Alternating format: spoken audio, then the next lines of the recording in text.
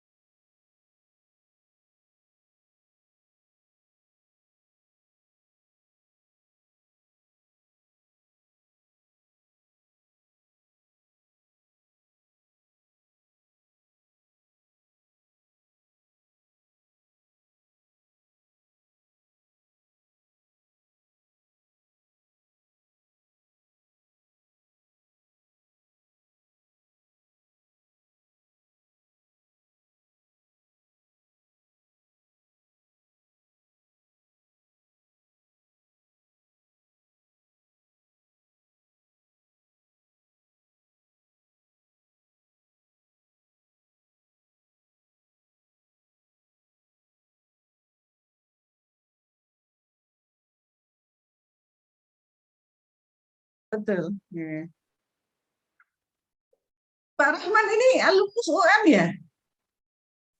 Iya Bu, saya fisika dulu Bu, tetangganya Oh, ini, ya, tetangganya Prof. ya. Ong.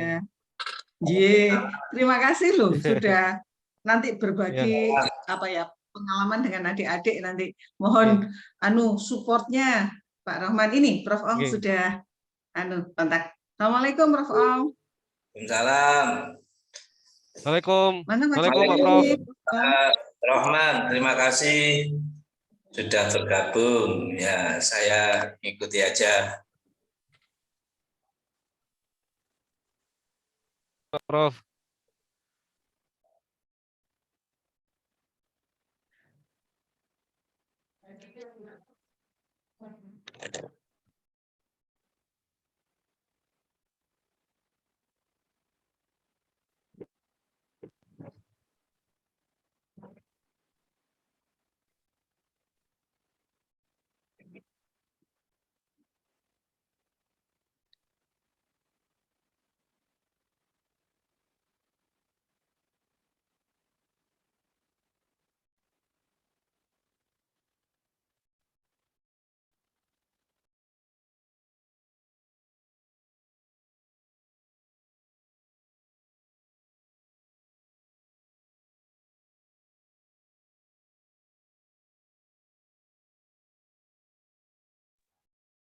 Baik, saya kira semua sudah siap ya, Bapak, Ibu, dan adik-adik yang mengikuti kegiatan.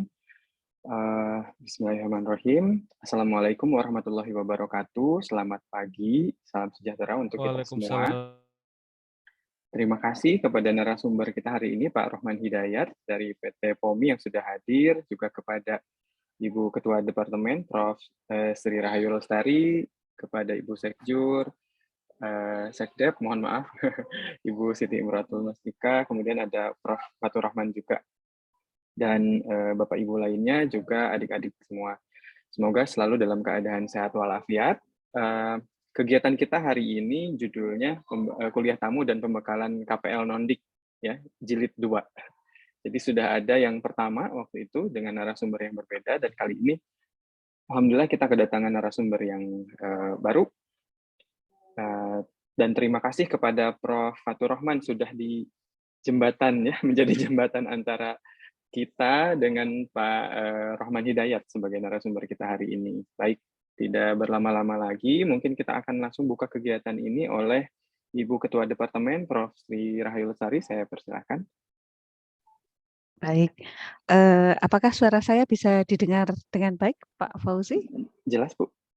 Oke, baik. Jelas, Bu. Baik, ya. Assalamualaikum warahmatullahi wabarakatuh. Selamat pagi dan salam sejahtera untuk kita semua. Yang terhormat narasumber Bapak Rahman Hidayat SSI MM yang hari ini meluangkan waktunya di sela kesibukan beliau, mungkin dalam perjalanan dan tugas-tugas yang lain masih menyediakan waktu untuk kita. Kami ucapkan terima kasih Pak Rahman. Pak Rahman ini adalah Human Resources and Development PT POMI Python, ya. Jadi kami mengucapkan terima kasih atas kesediaannya untuk bisa hadir di acara hari ini. Kemudian kami juga mengucapkan terima kasih kepada Prof. Fatur Rahman yang tadi sudah disampaikan menjembatani antara PT POMI dengan FMI Pak UM untuk bisa melakukan kelanjutan dari PKS sebelum-sebelumnya dan MOU yang sudah kita sepakati. Nah, juga kami ucapkan selamat datang kepada saudara-saudara yang hari ini mengikuti kuliah tamu dalam rangka pembekalan PKL Jilid 2. Jadi Pak Rahman, ini sebetulnya kami itu melakukan juga aktivitas-aktivitas ini dengan lembaga-lembaga yang lain begitu. Nah, pada hari ini saudara-saudara sekalian nanti akan Pak Rahman mungkin akan berbagi pengalaman, ya, bagaimana bekerja di satu lembaga, kemudian peluang-peluang yang bisa ditangkap atau yang bisa dikerjakan di lembaga tersebut. Nah, harapannya dengan yang disampaikan oleh Pak Rahman Hidayat ini mudah-mudahan nanti bisa membuka wawasan bagi adik-adik sekalian bagaimana dunia kerja. Kemudian apakah nanti kira-kira memungkinkan adik-adik itu bisa melakukan magang di tempat PT POMI ini dan potensi-potensi apa yang ada di PT POMI. Nah, kami sudah melakukan beberapa aktivitas sebelumnya dengan PT POMI dan MOU sudah kita laksanakan sehingga insya Allah PT POMI akan sangat welcome dengan adik-adik sekalian. Nah, selain itu Pak Rahman, ini adik-adik ini masih selama ini masih sangat terbatas pada teori saja. Jadi teori kemudian kondisinya saat ini atau karena kondisi pandemi dan online, mereka bayangan dalam dunia kerja itu mungkin masih belum real, masih belum nyata. Jadi kami mohon nanti bisa Pak Rahman bisa memberikan informasi gitu mengenai hal-hal yang bisa dilakukan di PT POMI. Kemudian apakah memungkinkan jika misalkan mahasiswa itu melakukan aktivitas PKL non-dik kemudian dilanjutkan dengan skripsi dan lain sebagainya.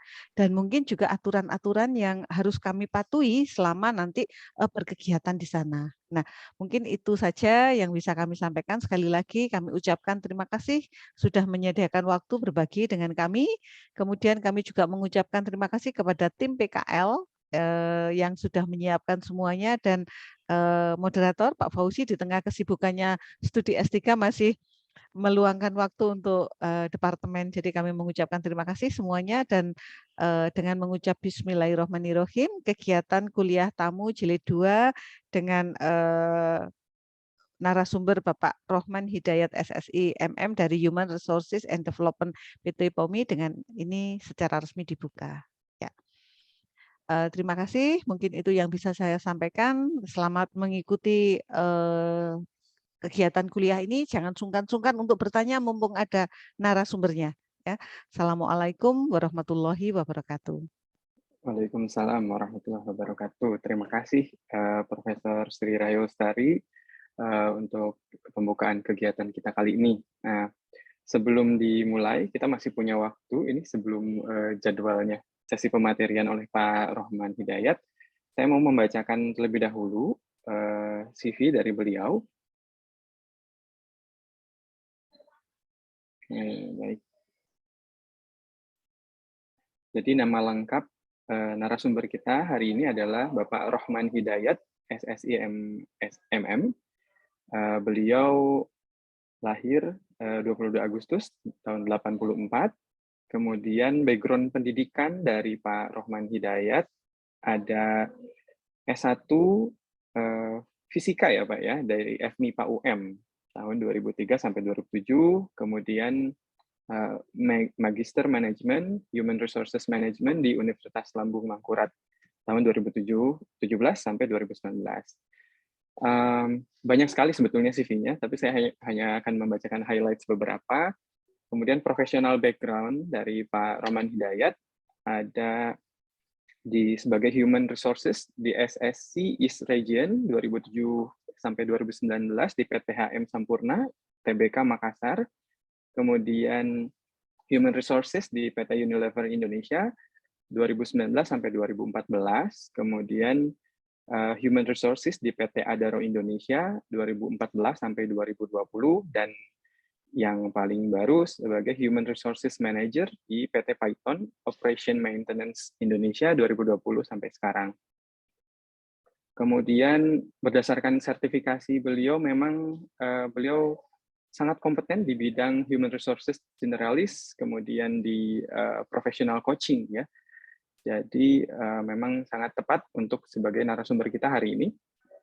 Kemudian achievement beliau dalam selama beliau berkarir itu ada Adaro Pre-Convention Continuous Improvement Project atau CIP ranking pertama ya di tahun 2015 di PT Adaro Indonesia.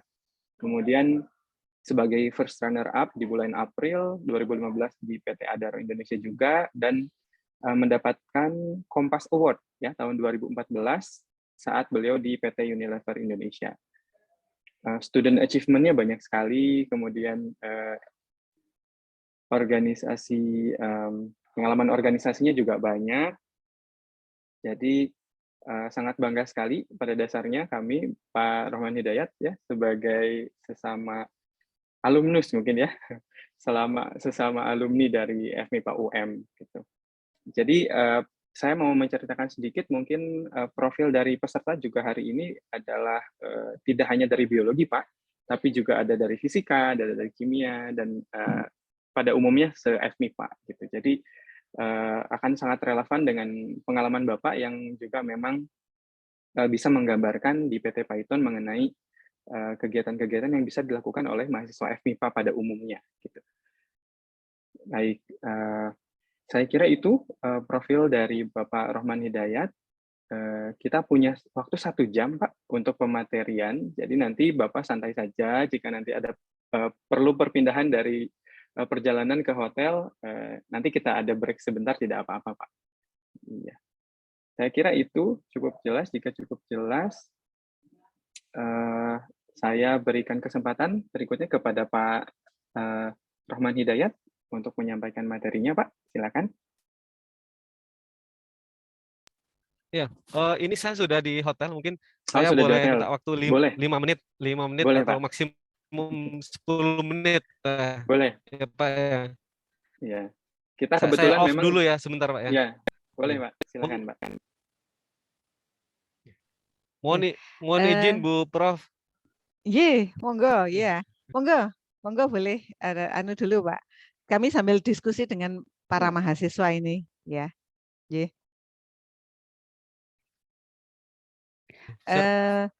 Saudara sekalian, ini sambil menunggu Pak Rohman Hidayat, mungkin ada yang ditanyakan terkait dengan kegiatan KPL Nondik yang mungkin saudara belum memahami. Ini secara umum kami bisa menyampaikan atau bisa memberikan gambaran kepada saudara-saudara sekalian, mungkin kalau saudara ingin bertanya begitu ya. Sebetulnya sosialisasi terkait dengan KPL Nondik ini sudah kami lakukan beberapa tahap gitu.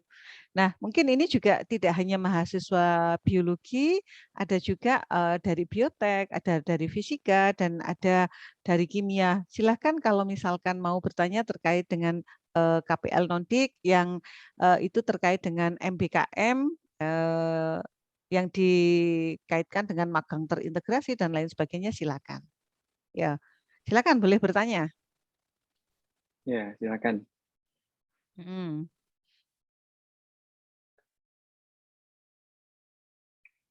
Atau mungkin dari Bapak Ibu. Oh ya, ayo silakan, enggak apa-apa. Dari Prof. Ong juga kalau ada tambahan silakan, Prof. Oh iya, Prof. Ong, monggo Prof. Ong. Sambil menunggu sambil menunggu Pak Rohman, ya. Ya ada Pak.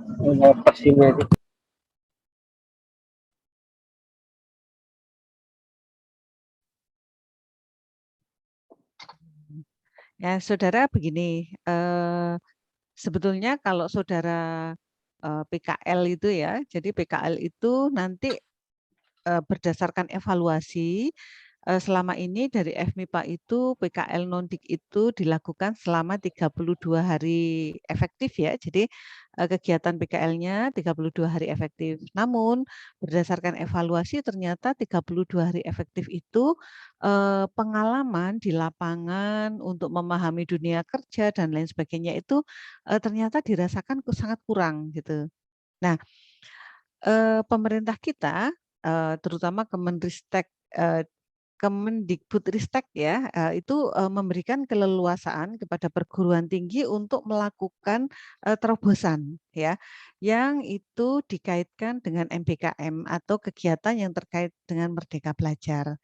Sehingga salah satu aktivitas yang bisa kita lakukan adalah dengan mengintegrasikan KPL Nondik dengan beberapa kuliah yang bisa diambil dan diakui sebanyak 20 SKS. Ya. Ya, jadi ini mungkin saudara harus pahami. Nah, 20 SKS itu nanti akan bisa dikonversi dari kegiatan-kegiatan yang dilakukan di tempat magang. Ya, jadi berbagai kegiatan yang dilakukan di tempat magang itu bisa bisa dikonversi dengan mata kuliah yang saudara ambil di kampus ya. Jadi contohnya begini, misalkan ya ini contohnya saudara magang di PT POMI. Kalau yang normal itu kan 32 hari kerja sudah selesai. Kemudian saudara kembali ke kampus, ujian dan lain sebagainya. Nah, kalau magang terintegrasi yang itu bisa dikonversi dengan 20 SKS, maka saudara akan ada di PT POMI atau berada di PT POMI itu sekitar 4 sampai 6 bulan. Ya. Nah, kegiatan 4 sampai 6 bulan ini kalau dihitung berdasarkan jam ya, dikonversi berdasarkan jam, itu nanti memang bisa disetarakan dengan 20 SKS. Bu, bagaimana cara mengkonversi dan lain sebagainya? Kami punya hitungannya. Jadi kalau satu SKS praktek itu adalah 170 ya, 170 menit per minggu. Kalau 4 SKS maka 170 menit kali 4 per minggu. Ya, per minggu. Nah, jika saudara bekerja di tempat PKL selama 4 sampai 6 bulan, kemudian di total waktu itu bisa setara dengan 20 SKS. Ya. Nah, mengenai perhitungannya saudara mungkin tidak perlu tahu secara detail karena nanti pusing saudara, ya. Nah, jadi itu saja bahwa itu bisa dikonversi 20 SKS. Loh, Bu, kalau dikonversi 20 SKS enak dong, Bu, gitu. Nah, untuk konversi 20 SKS tentu saja tidak langsung bisa kita memberikan nilai misalkan di magang di PT POMI mengambil misalkan biosistematik tumbuhan gitu. Tiba-tiba kami berikan nilai biosistematik tumbuhan. Atau misalkan terkait dengan ornitologi gitu. kami beri nilai ornitologi, tidak demikian, tetapi ada tagihan yang harus saudara unggah untuk menentukan nilai sebagai pertanggungjawaban, ya. Sehingga jadi misalkan kalau saudara di PT POMI selama misalkan 6 bulan atau 4 bulan itu, 4 bulan sampai 6 bulan itu, maka saudara lakukan pengelompokan kegiatan. Apa kegiatan-kegiatan yang nanti bisa dikelompokkan dalam KPL Nondik, ya. Kemudian apa kegiatan-kegiatan yang bisa dikelompokkan ke dalam mata kuliah yang diambil pada semester tersebut. Jadi misalkan kuliahnya biosistematik tumbuhan, kemudian misalkan ornitologi, misalkan, kemudian pengendalian hayati, misalkan. Semuanya kan 3 SKS, 3 SKS, 3 SKS. Nah, misalkan untuk ornitologi, saudara diajak terjun ke lapangan misalkan. Kemudian pada saat terjun ke lapangan, saudara nanti salah satunya adalah mengamati misalkan berapa sih jumlah burung di lingkungan yang ada di PT POMI, karena PT POMI itu kan besar ya, yang terkait dengan mereka itu juga aktif dalam aktivitas kegiatan lingkungan dan lain sebagainya. Jadi saudara melaporkan misalkan, oh ternyata misalkan burung yang ada di sana terdiri dari ini dan lain sebagainya. Data itu ada, kemudian kegiatan itu saudara catat dalam logbook, kemudian buktinya saudara unggah, maka itu bisa dikonversi kegiatan tersebut dengan mata kuliah ornitologi. Nah, di dalam kegiatan yang sama, saudara juga misalkan mengamati tentang berbagai tanaman yang nanti bisa berpotensi misalkan untuk menjaga lingkungan agar misalkan saja ya ini membuat nitrogen itu menjadi tinggi gitu. Saudara mengidentifikasi misalkan itu ya. Oh ini tumbuhan ini bagus karena dia bisa menyimpan nitrogen misalkan. Kemudian tumbuhan apalagi dan seterusnya misalkan. Kemudian saudara secara sederhana mengidentifikasi bersama-sama dengan tim yang ada di POMI misalkan. Nah, tagihan itu bisa dikonversikan dengan biosistematik misalkan dan begitu seterusnya. Nah, itulah yang nanti bisa kami pertanggungjawabkan dari departemen itu kepada Bapak Ibu dosen. Ya, juga pertanggungjawaban saudara dalam bentuk kegiatan PKL Nondik. Jadi tidak tiba-tiba dapat nilai, enggak, tetapi ada tagihan yang harus diunggah, kemudian kami akan mengkonversi. Nah, yang jadi pertanyaan adalah begini, beberapa mahasiswa yang ikut MBKM itu biasanya dapat nilainya ada yang amin gitu ya, ada yang A gitu. Biasanya yang protes yang amin ini, "Loh kok saya dapat amin ya, kenapa?" gitu. Nah itu adalah berdasarkan bukti-bukti tagihan sebetulnya.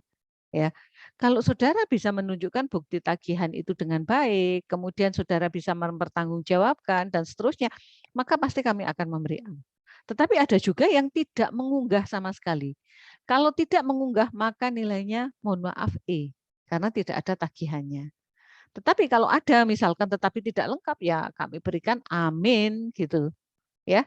Nah, itu kami mempunyai tim yang untuk mempertimbangkan sehingga memang tidak bisa semuanya tiba-tiba diberi A. Karena memang harus ada hal yang kami pertanggungjawabkan. Kami bertanggung jawab kepada publik, kami juga bertanggung jawab kepada Bapak Ibu dosen, dan kami juga bertanggung jawab kepada saudara. Nah, saudara yang melakukan ini juga harus mempertanggungjawabkan sebetulnya, ya. Nah, gambarannya seperti itu. Kemudian saudara pada saat PKL Nondik atau magang terintegrasi ini saudara bisa sekalian mengambil data untuk skripsi sebetulnya. Namun skripsinya tidak bisa dimasukkan di dalam kegiatan MBKM. SKS skripsinya, tetapi datanya boleh diambil sekalian pada saat saudara melakukan magang. Sehingga ketika magang terintegrasi ini selama dalam kurun waktu misalkan 4 sampai 6 bulan, saudara akan sangat kaya mendapatkan sesuatu. Gitu ya. Jadi bisa bisa gambarannya ada ya saudara-saudara sekalian ya. Nah, sehingga sekali lagi ikuti tata aturan yang ada di sana, kemudian saudara memang mengerjakan dengan sungguh-sungguh karena saudara sedang belajar. Ya, belajar untuk bekerja, belajar untuk beradaptasi dengan lingkungan yang baru dan seterusnya. Nah, ini rupanya Pak Rohman Hidayat sudah kembali lagi. Saya kembalikan kepada Pak Ya, Fauzi. Monggo silakan Pak iya, Fauzi. Itu gambaran singkatnya. Ye. terima kasih banyak Bu Profesor Sri Rahayu atas penjelasannya. Mudah-mudahan adik-adik khususnya yang belum semesternya untuk mengambil KPL ini juga sudah punya gambaran. Nah, baik, Pak Rohman Hidayat sudah siap, Pak? Alhamdulillah siap Pak Siap, Fauzi. alhamdulillah. Oke, monggo Pak, langsung saja. Kita punya waktu 1 jam seperti kita rencanakan. Silakan untuk Bapak memaparkan apa yang akan disampaikan. Oke, terima kasih Pak Fauzi. Mohon izin Bu Prof Sri Rahayu, saya izin untuk share ke adik-adik yang sebenarnya ini adalah sharing ya, artinya sharing dari apa yang saya alami dari beberapa experience saya baik di company saat ini ataupun mungkin di company-company sebelumnya. Nah, mungkin karena ini semester berapa berarti Pak Fauzi ya? Kebanyakan di atas semester 4 ini, Pak. Oh, semester 4 ya. Oke. Iya, memang Artinya yang akan menjelang mengambil magang. ya, artinya ini sangat luar biasa. Artinya dari semester 4 ini sebelum magang sudah diberikan pembekalan, sehingga harapannya yang disampaikan Bu Prof Sri Rahayu tadi sama Pak Fauzi, teman-teman di sini bisa lebih tahu gitu nanti arahnya kemana pada saat magang, dan benar-benar memanfaatkan momentum magang ini sebagai salah satu pintu ya untuk dunia profesional nanti di karirnya teman-teman semua gitu ya. Karena apa namanya, sebenarnya kalau kita lihat itu magang ini sebenarnya adalah salah satu pintu karir sebenarnya. Tadi kan Bu Sri Rahayu juga sudah menyampaikan dengan magang sebenarnya kita bisa tuh sebagai salah satu jalan, misalkan kita menyelesaikan skripsi, termasuk juga nantinya kita membangun network gitu ya.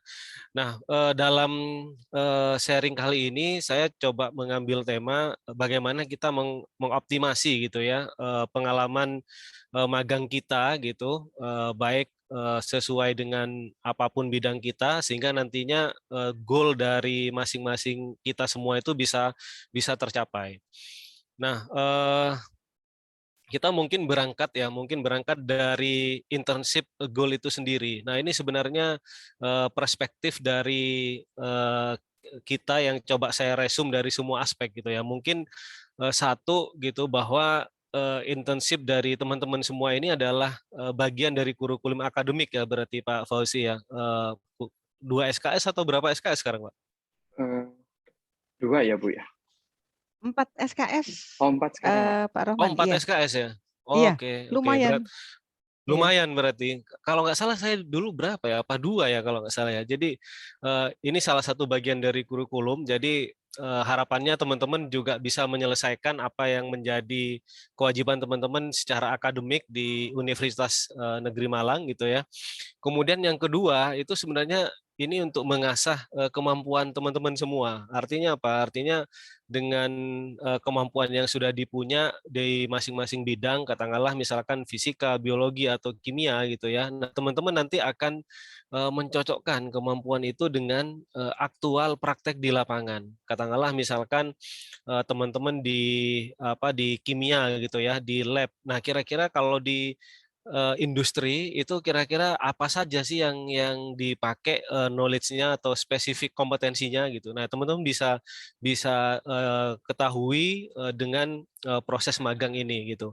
Kayak contohnya misalkan saya dulu waktu magang, kebetulan saya dulu magang di Python juga, Pak Fauzi. Jadi saya magang di PLTU, dan pada waktu saya magang itu ternyata saya mengambil spesifik bidang yang berbeda pada waktu penjurusan saya di fisika. Jadi pada waktu di fisika saya waktu itu lebih ke astronomi gitu ya. Waktu itu saya ikut di Pak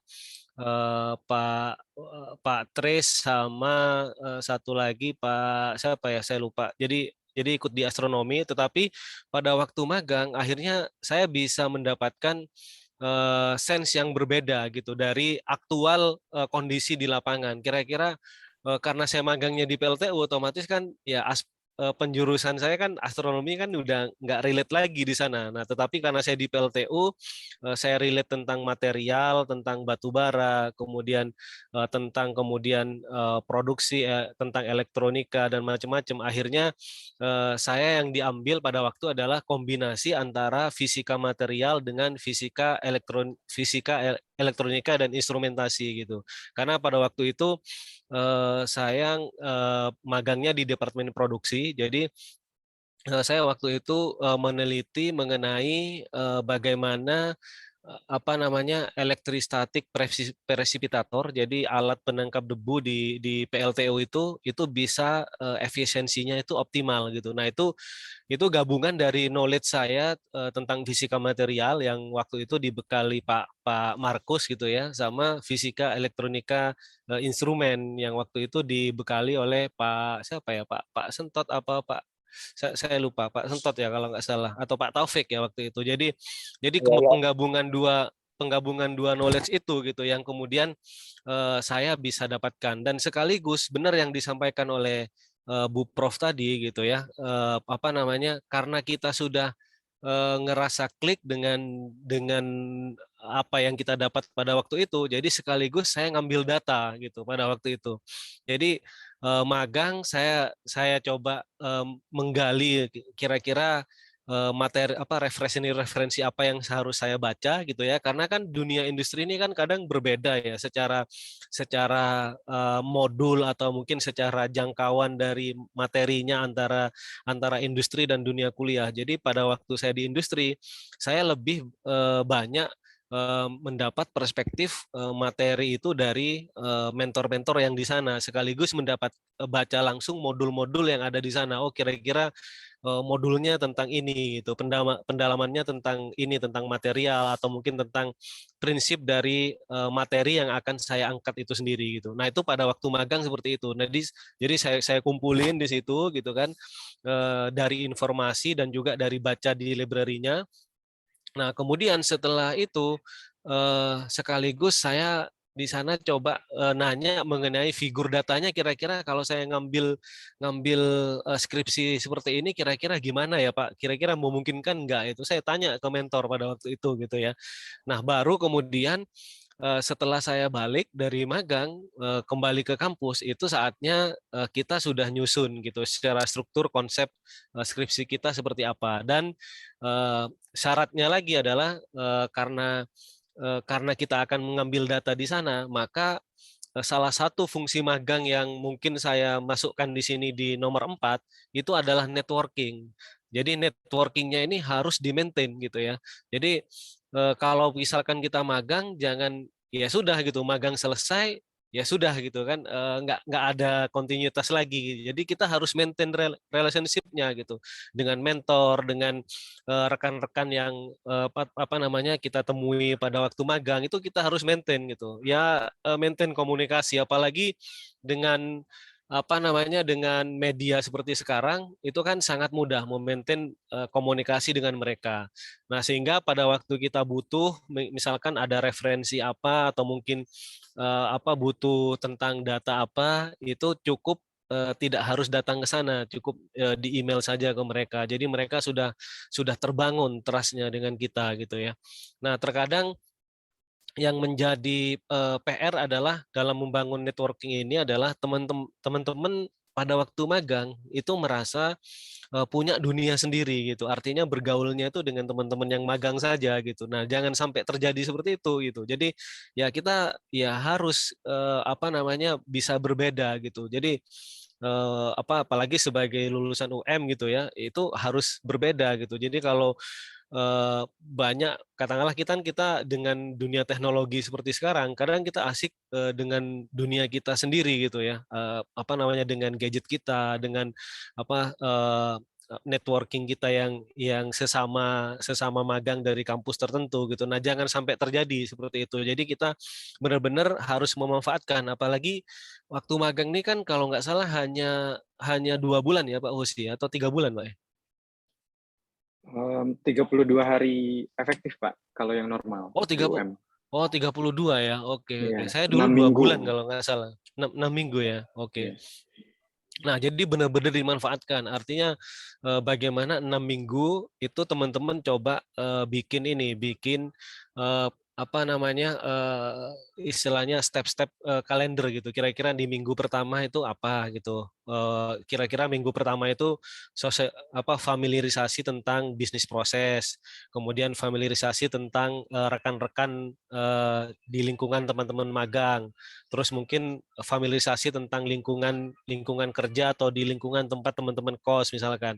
Nah, nanti minggu kedua itu kira-kira apa? Familiarisasi tentang spesifik apa materi yang ingin diperdalam. Minggu ketiga kira-kira itu sudah melakukan diskusi mendalam dengan mentor. Minggu ketiga, nanti minggu keempat katakanlah misalkan apa melis kira-kira apa namanya topik-topik yang relevan jika memang itu akan dijadikan sebagai skripsi gitu. Nah, minggu kelima misalkan itu explore misalkan data atau mungkin apa namanya kajian yang harus ditambahkan lagi.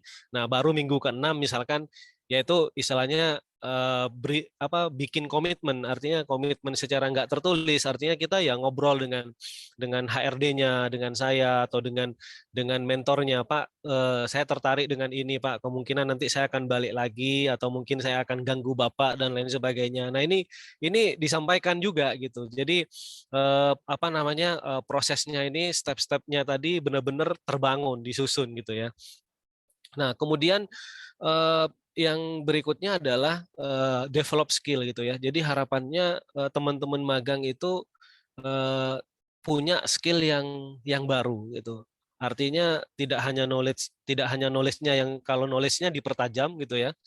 Mungkin sudah punya knowledge-nya dengan basic misalkan katakanlah di biologi, misalkan tentang apa konservasi lingkungan atau mungkin katakanlah tentang apa namanya manajemen limbah atau mungkin apapun limbah biologis dan lain sebagainya itu sudah punya. Nah, nanti apa namanya knowledge-nya itu dipertajam di sana. Nah, kira-kira seperti apa. Kemudian skill-nya itu di-develop gitu. Nah, kalau misalkan di kampus nanti lebih ke arah apa namanya theoretical, nah di sana sudah langsung terjun kepada praktek di lapangan karena kan di lapangan pastinya permasalahannya beda-beda gitu ya. Apa masing-masing industri punya karakteristik berbeda. Masing-masing daerah juga sama gitu. Kayak misalkan di Python gitu lokasi geografis kita itu kan punya kondisi yang berbeda dengan lokasi yang lain. Nah, ini kan pasti menjadi hal yang unik untuk dipelajari. Nah, itu yang kemudian menjadi skill teman-teman tambahan gitu ya. Nah, kemudian berikutnya itu adalah field working experience. Jadi jadikan magang itu sebagai teman-teman itu kayak kerja gitu ya. Jadi jangan menunggu, jangan pasif gitu ya, jangan menunggu kalau nggak disuruh ya sudah lah gitu. Apa namanya? Jadikan kayak kerja gitu. Mungkin kalau bekerja kan ya kita kan harus continue, harus punya inisiatif gitu ya. Jadi ya jangan nunggu gitu ya. Sudahlah nggak disuruh apa scan, nggak disuruh fotokopi atau misalkan nggak disuruh ngambil data atau nggak disuruh ikut ke lapangan ya diem saja. Enggak gitu. Jadi kita harus proaktif gitu. Pak, kira-kira apa nih Pak yang bisa dibantu gitu. Kemudian katakanlah misalkan Pak apa namanya kemarin waktu ke sana saya pengen belajar ini lagi Pak. Bisa nggak Pak? Kapan Bapak ada waktu dan lain sebagainya. Nah, ini harus teman-teman bisa apa namanya bisa optimalkan gitu. Jadi rasakan bahwa magang itu sebagai teman-teman itu sudah aktual kayak bekerja gitu ya. Jadi sehingga dari jam 7 sampai jam 4 misalkan jam kerjanya itu benar-benar optimum gitu kan. Jadi tidak hanya menunggu pasif dan mungkin hanya punya dunia sendiri. Nah, seperti itu ya. Nah, kemudian di magang itu sebenarnya itu juga melatih aspek leadership kita gitu ya.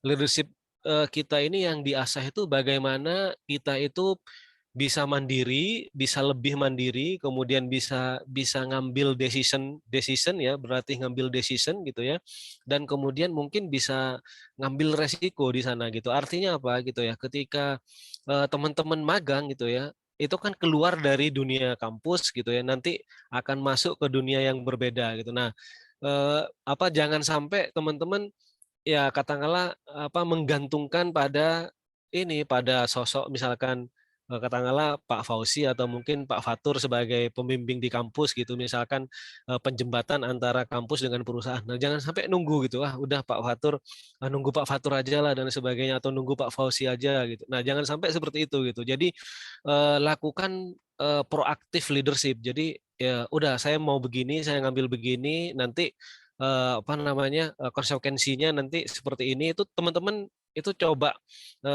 lakukan di sana gitu, sehingga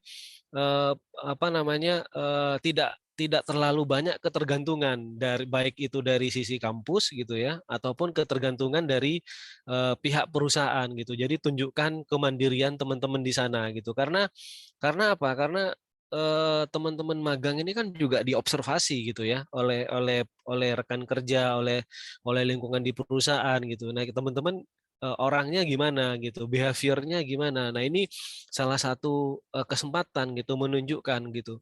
Jadi kalau boleh dibilang kayak misalkan waktu saya di Adaro gitu ya.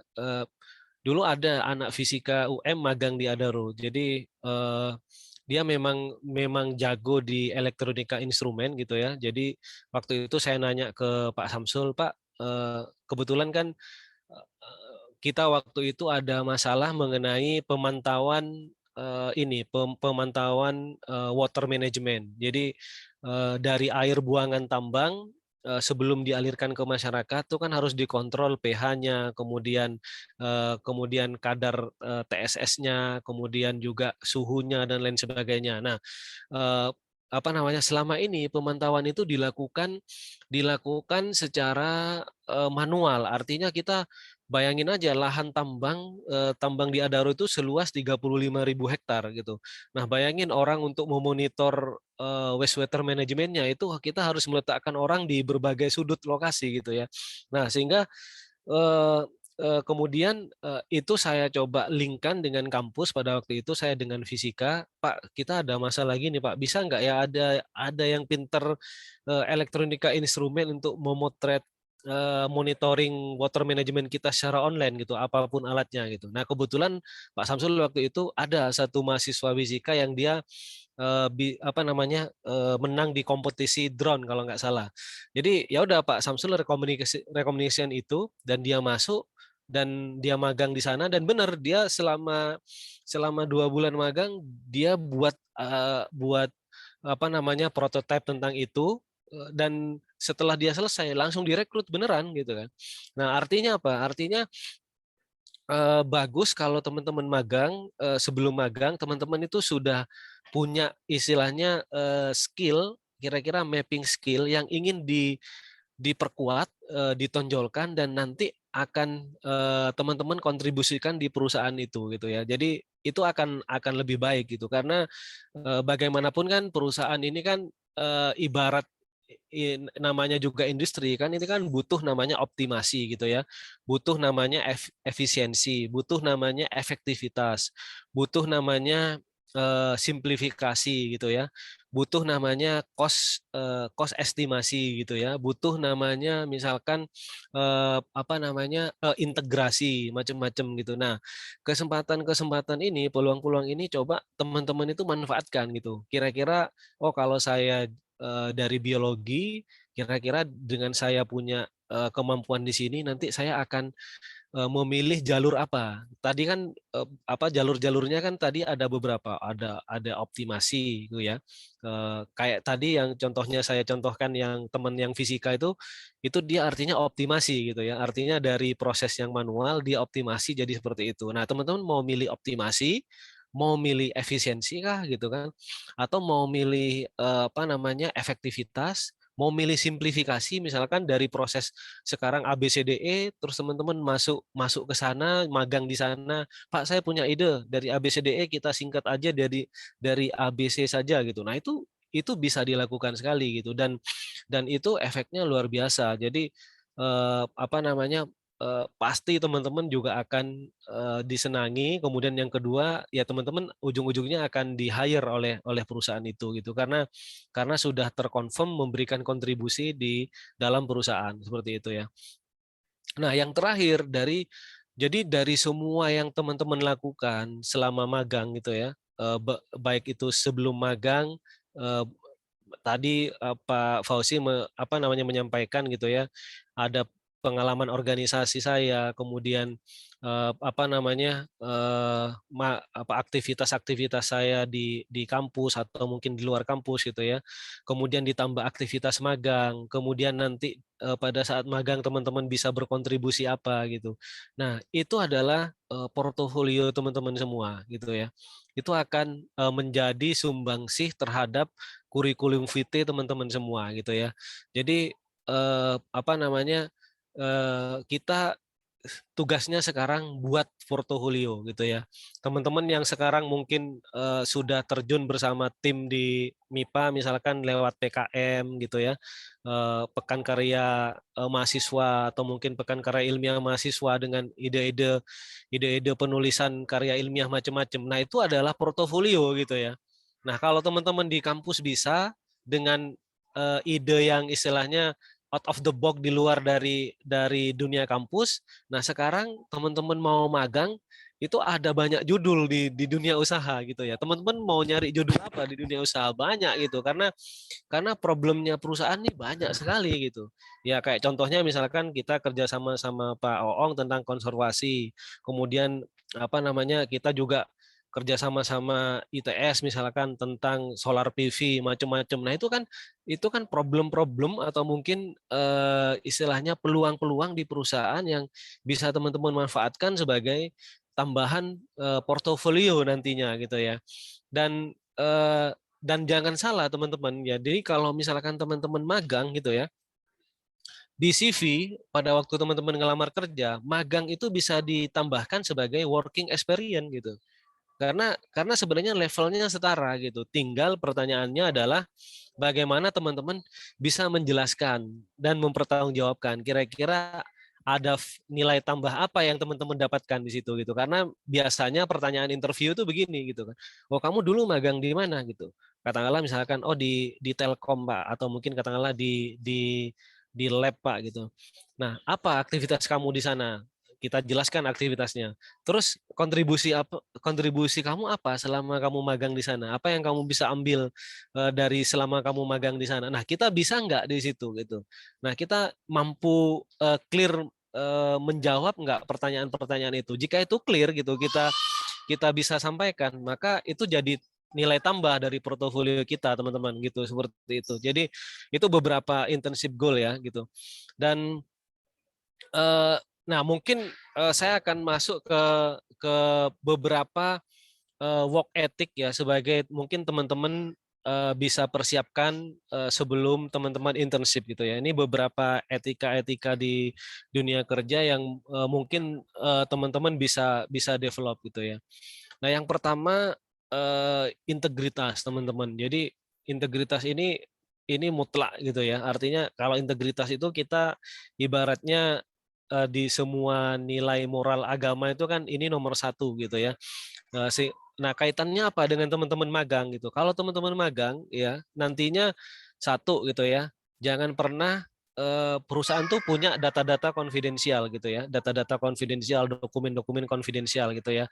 Jangan pernah teman-teman membawa dokumen itu tanpa seizin dari perusahaan gitu ya, atau konfirmasi dengan atasan gitu. Karena ini pernah kejadian. Ini kejadian waktu baru-baru ini waktu saya di POMI juga, di PLTU juga gitu ya. Ini ada satu anak magang dari kampus tertentu tapi bukan UM, itu dia mengcopy dokumen AMDAL kita gitu ya. Nah, tujuannya sederhana sebenarnya. Itu menjadi bagian dari mungkin skripsinya dia gitu untuk dokumen AMDAL ini, mungkin lampiran atau apapun gitu. Tapi karena dokumen AMDAL ini sensitif, ya kan, sensitif bagi perusahaan kalau sampai bocor ke masyarakat dan dia tidak izin gitu ya, dan waktunya pun itu juga di luar dari jam kerja, maka ini jadi isu gitu. Sampai akhirnya walaupun orang ini bagus, sampai akhirnya rekrutmennya itu kebawa. Begitu kita dia ngelamar ke posisi itu sudah di highlight, user itu sudah highlight bahwa integritasnya ini tidak baik gitu. Nah ini jangan sampai teman-teman nanti harus jaga ini juga gitu. Nah integritas yang kedua itu adalah juga kita juga harus bilang kalau misalkan katakanlah kita magang ya, karena kan kalau misalkan di PLTU itu kan banyak area-area ini ya beresiko ya, apa namanya, katakanlah high voltage gitu dengan tegangan tinggi, kemudian katakanlah area-area chemical yang berbahaya gitu ya. Nah jangan sampai teman-teman misalkan belum melengkapi permit kan untuk masuk ke area tertentu itu kan harus punya permit gitu ya, harus di checklist kira-kira sudah mendapatkan induksi atau training pengetahuan tentang area itu atau enggak gitu. Nah jangan sampai teman-teman juga belum paham tapi teman-teman paham gitu, saking bilang paham saking semangatnya. Nah ini juga berbahaya juga. Jadi integritas ini tolong juga diperhatikan, dan itu hanya 2 contoh yang mungkin saya bisa sharing gitu ya ke teman-teman gitu ya. Nah kemudian yang kedua passion gitu ya. Nah passion ini penting teman-teman maintain juga. Kenapa? Karena ya tadi kalau misalkan teman-teman sudah punya passion misalkan di apa namanya di kimia analisis, atau punya passion di elektronika instrumen, punya passion di apa namanya di katakanlah di data science atau data statistik atau di perhitungan statistik. Nah, itu tunjukkan gitu. Itu perkuat dengan teman-teman magang gitu ya. Jadi apa namanya kalau kita magang itu kan ibarat kita mau praktikum gitu ya. Kita punya alat-alatnya lengkap gitu. Jadi ya ke passion ini ya ayo gitu. Tunjukkan di sana, wujudkan di sana gitu. Jangan kemudian malah kemudian istilahnya aduh bisa nggak ya. Makanya temukan jalannya gitu. Kita asah lagi di sana passion kita gitu ya. Nah, kemudian yang berikutnya lagi adalah communication, teman-teman. Nah, ini penting gitu ya. Communication ini baik verbal atau mungkin non verbal gitu ya, lewat pesan. Ya, nanti kan ketika teman-teman magang itu kan akan dapat akses email kantor perusahaan, akan dapat bisa berkomunikasi dengan semua orang, semua level gitu. Nah, teman-teman harus perhatikan ini. Jadi ya ayo kita improve komunikasi kita dari sekarang gitu kan. Kalau yang misalkan pendiam, ayo kita coba lebih proaktif lagi gitu. Atau misalkan kalau yang semula misalkan katakanlah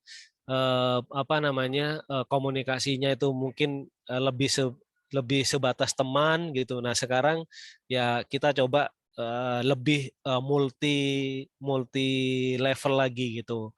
Gitu ada teman kantor yang sebaya atau mungkin di atasnya atau mungkin yang lebih senior lagi, levelnya ada yang level paling bawah operator sampai level manajer. Nah, itu cara-cara untuk teman-teman melatih komunikasi. Jadi harapannya ketika teman-teman balik ke kampus itu sudah banyak yang berubah dari sisi komunikasi teman-teman gitu ya. Jadi sudah mulai terbawa environmental komunikasi di dunia kerja gitu kan. Jadi tahu kapan batasnya formal, nggak formal, atau kapan komunikasinya itu harus katakanlah by data gitu, atau komunikasinya itu bisa langsung direktif dan lain sebagainya. Nah itu teman-teman harus bisa temukan di sana gitu ya. Nah ini yang juga penting gitu, problem solving. Nah, saya pikir di kampus kita kan sudah dibekali materi-materi sesuai bidang ya gitu ya. Nah, kemudian kita nantinya akan menyusun tesis gitu ya. Nah, yang kita juga idamkan dari rekan-rekan magang di dunia kerja, itu rekan-rekan magang itu punya problem solving yang bagus gitu ya. Jadi dia tidak hanya berbicara tentang teori yang ada di buku gitu ya, tapi dia juga bisa mengkorelasikan apa yang dia punya yang dia dapat waktu kuliah, dia dapat di buku gitu ya, dengan aktual permasalahan gitu ya, dengan step-step yang jelas gitu. Artinya dia tahu bagaimana, katakanlah kalau kita punya punya masalah gitu kan, kita harus mengidentifikasi dulu ini masalahnya apa. Kemudian kita tentukan dulu kira-kira apa namanya, ide-ide pemecahannya seperti apa, terus opsi-opsinya apa, kemudian pilih apakah ini opsi yang terbaik gitu ya. Kemudian baru lakukan gitu ya, dan setelah itu review lagi. Nah, dan yang paling penting teman-teman itu adalah kemampuan analisis di sini gitu ya. Nah, kita harus punya kemampuan analisis yang bagus gitu ya. Nah, karena kita MIPA, harusnya kita bisa bisa berbeda dengan yang lain gitu ya. Jadi ini cerita saja, waktu saya interview di Sampurna, waktu itu penginterviewnya itu nanya ke saya, loh Mas Rohman, kamu ini fisika fisika ya, fisika murni. Iya Bu gitu kan. Kenapa kamu kok ngelamar jadi HRD gitu? Kenapa kamu kok nggak jadi guru saja gitu kan? Kamu fisika gitu ya.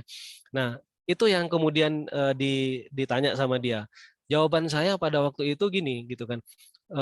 Benar Bu, saya fisika dan memang HRD itu diisi oleh orang-orang psikologi, manajemen, teknik industri gitu ya. Tapi saya yakin dengan saya sebagai punya background fisika, maka saya akan punya nilai tambah daripada yang jurusan psikologi atau manajemen yang lain. Karena apa? Karena saya di fisika terlatih untuk menganalisa, sehingga saya akan berbicara by data, by trending, kemudian dan itu kebukti sampai sekarang gitu ya. Jadi kenapa kok kemudian saya bisa bisa berkarir seperti ini gitu? Karena pada waktu saya di Sampurna di Unilever itu saya tanpa disuruh, saya selalu menyajikan laporan-laporan yaitu berdasarkan report, berdasarkan analisa gitu ya. Dan kalau di dunia kerja yang dipakai itu teman-teman itu mungkin kalau di kampus itu SPSS ya, atau mungkin PLS, atau mungkin apa namanya, metode-metode yang istilahnya kaitannya dengan penyusunan skripsi kita. Tapi kalau di dunia kerja itu teman-teman harus mulai dari sekarang itu belajar tentang Excel, ya kan? Excel. Jadi kalau bisa menguasai makro Excel. Ya, menguasai makro Excel. Nah, ini penting sekali. Karena apa? Karena di dunia industri itu banyak platform sekali, banyak platform di mana platform itu akan mengeluarkan raw data yang cukup banyak gitu. Nah, teman-teman nggak mungkin bisa mengolah raw data itu gitu ya, tanpa melakukan analisa dan lain sebagainya gitu. Sama kayak saya nih, saya sekarang sebagai HR handle salah satunya gaji karyawan. Gimana kita bisa menentukan kira-kira kenaikan gaji berdasarkan budget di perusahaan dengan parameter inflasi sekian, kemudian apa namanya, populasi gaji seperti ini, kira-kira kos yang paling efektif di perusahaan itu seperti apa nanti, kenaikan gajinya berapa persen. Nah itu saya lakukan gitu kan. Artinya apa? Karena saya orang fisika ya saya harus bisa seperti itu menganalisa gitu. Atau misalkan kayak contohnya saya mau merekrut karyawan baru nih, mau merekrut karyawan baru. Dia sudah pengalaman di perusahaan lain gitu ya.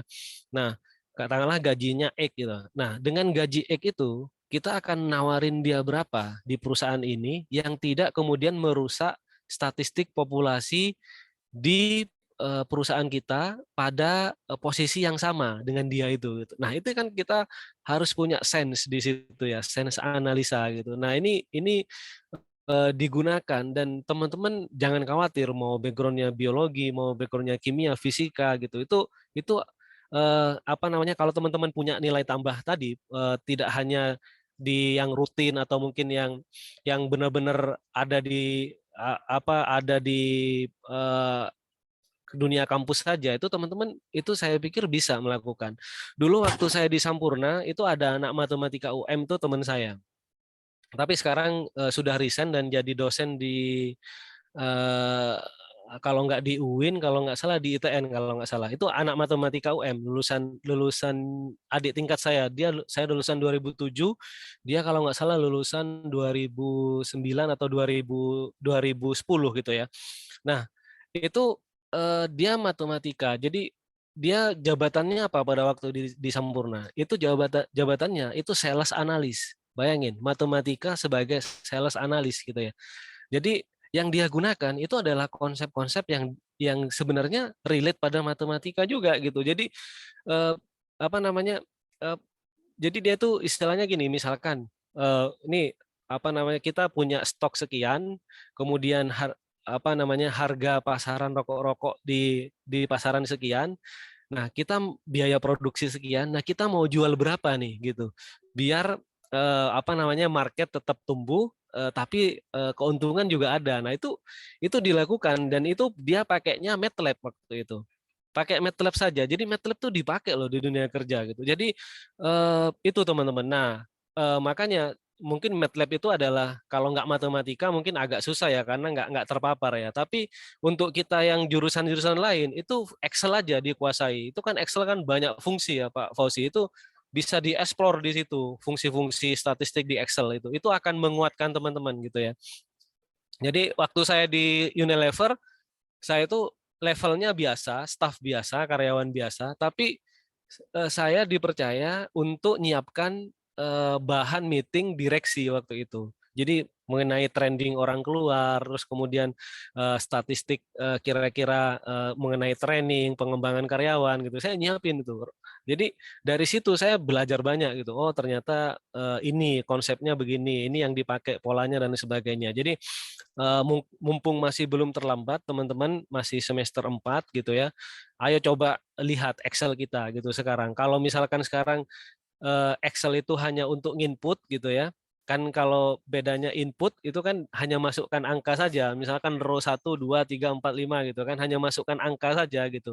Nah, sekarang kita geser, tidak hanya input data di Excel tapi kita analisa di Excel gitu. Kita bisa bikin report analisa di Excel karena itu akan sangat bermanfaat banget gitu kan. Akan sangat bermanfaat banget. Dan analisa ini jangan salah, kita background apapun kita itu tetap dipakai gitu. Waktu saya di tambang ini juga cerita juga ya. Jadi waktu di tambang ada kecelakaan waktu itu, kecelakaan kerja di mana mobil tambang itu karena kondisi licin gitu ya. Karena kan muatannya kan bertonton kan untuk batu baranya itu karena kondisi licin dia slip kemudian dia terguling gitu. Nah, pada waktu kecelakaan itu ada investigasi langsung dari Kementerian ESDM datang ke Kalimantan gitu ya. Nah, pada waktu investigasi itu saya ditanya sama kepala teknik tambang waktu itu gitu. Apa namanya? Rohman, kamu kan fisika gitu ya. Coba ini hitungkan kira-kira dengan kondisi waktu itu ini hasil investigasinya begini. Kira-kira koefisien gesek dari apa parameter apa yang menyebabkan dia itu bisa kecelakaan dari aspek koefisien geseknya macam-macam itu dipakai loh gitu.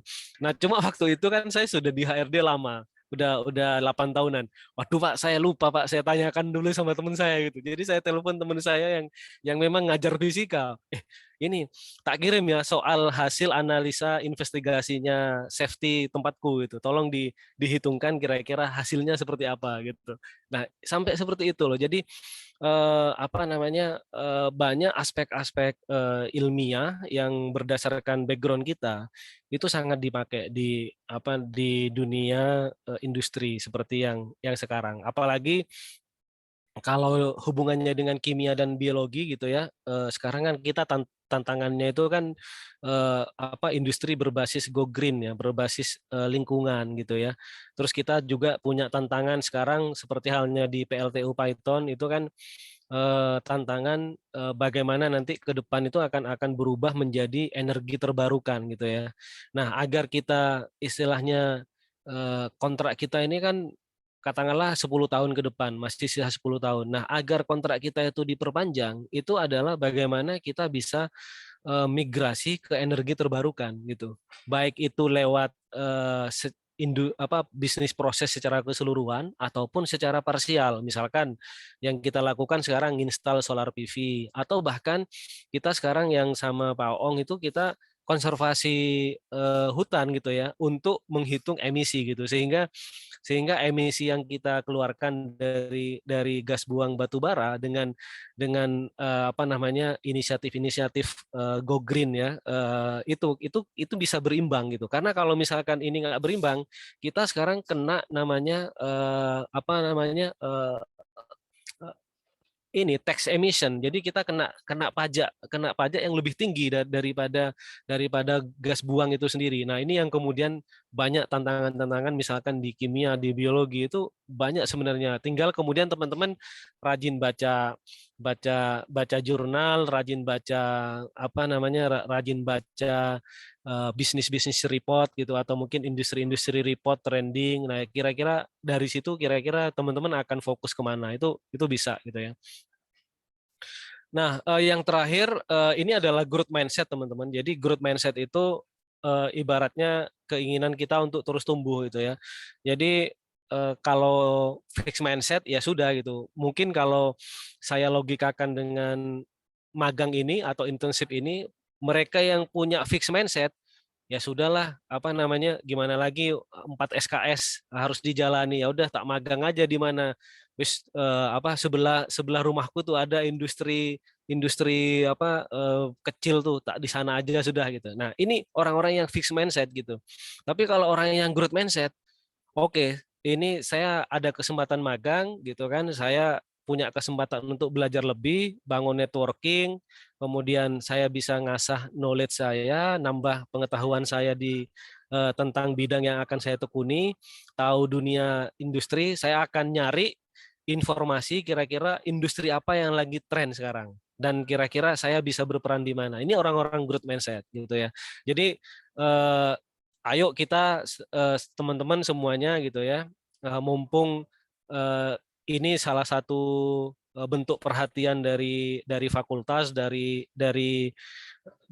jurusan gitu ya, untuk kita dengan pembekalan ini gitu. Kalau dulu saya terus terang 2006 magang, saya nggak ada pembekalan kayak gini, Pak Wasi gitu, nggak ada pembekalan gitu.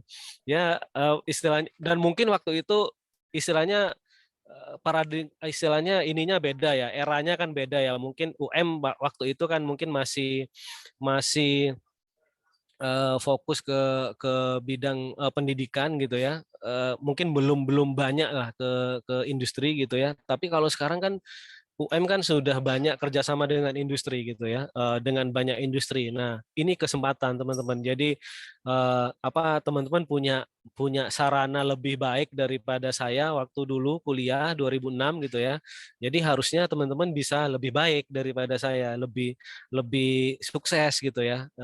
Itu yang harusnya dijadikan spirit gitu ya. Karena kalau dulu ya terbatas, kita nyari-nyari sendiri, terus kemudian apa namanya belum ada pembekalan kayak gini, belum ada pembekalan gitu. Jadi banyak dulu kita terjebak mungkin ya dengan paradigma magang itu ya udah yang penting dapat tempat gitu ya, yang penting dapat tempat, terus kemudian nanti ada laporan gitu, udah gitu toh gitu. Nah, ini harus dirubah sekarang karena kan sudah ada pembekalan seperti ini. Nah, teman-teman harus bisa lebih siap, harus bisa lebih punya nilai tambah gitu, baik ke kampus ataupun ke ini apa namanya ke dunia industri gitu. Syukur-syukur nanti magang terus kemudian punya ide yang brilian terus jadi proyek bersama dengan dosen tuh kan bagus lagi gitu ya.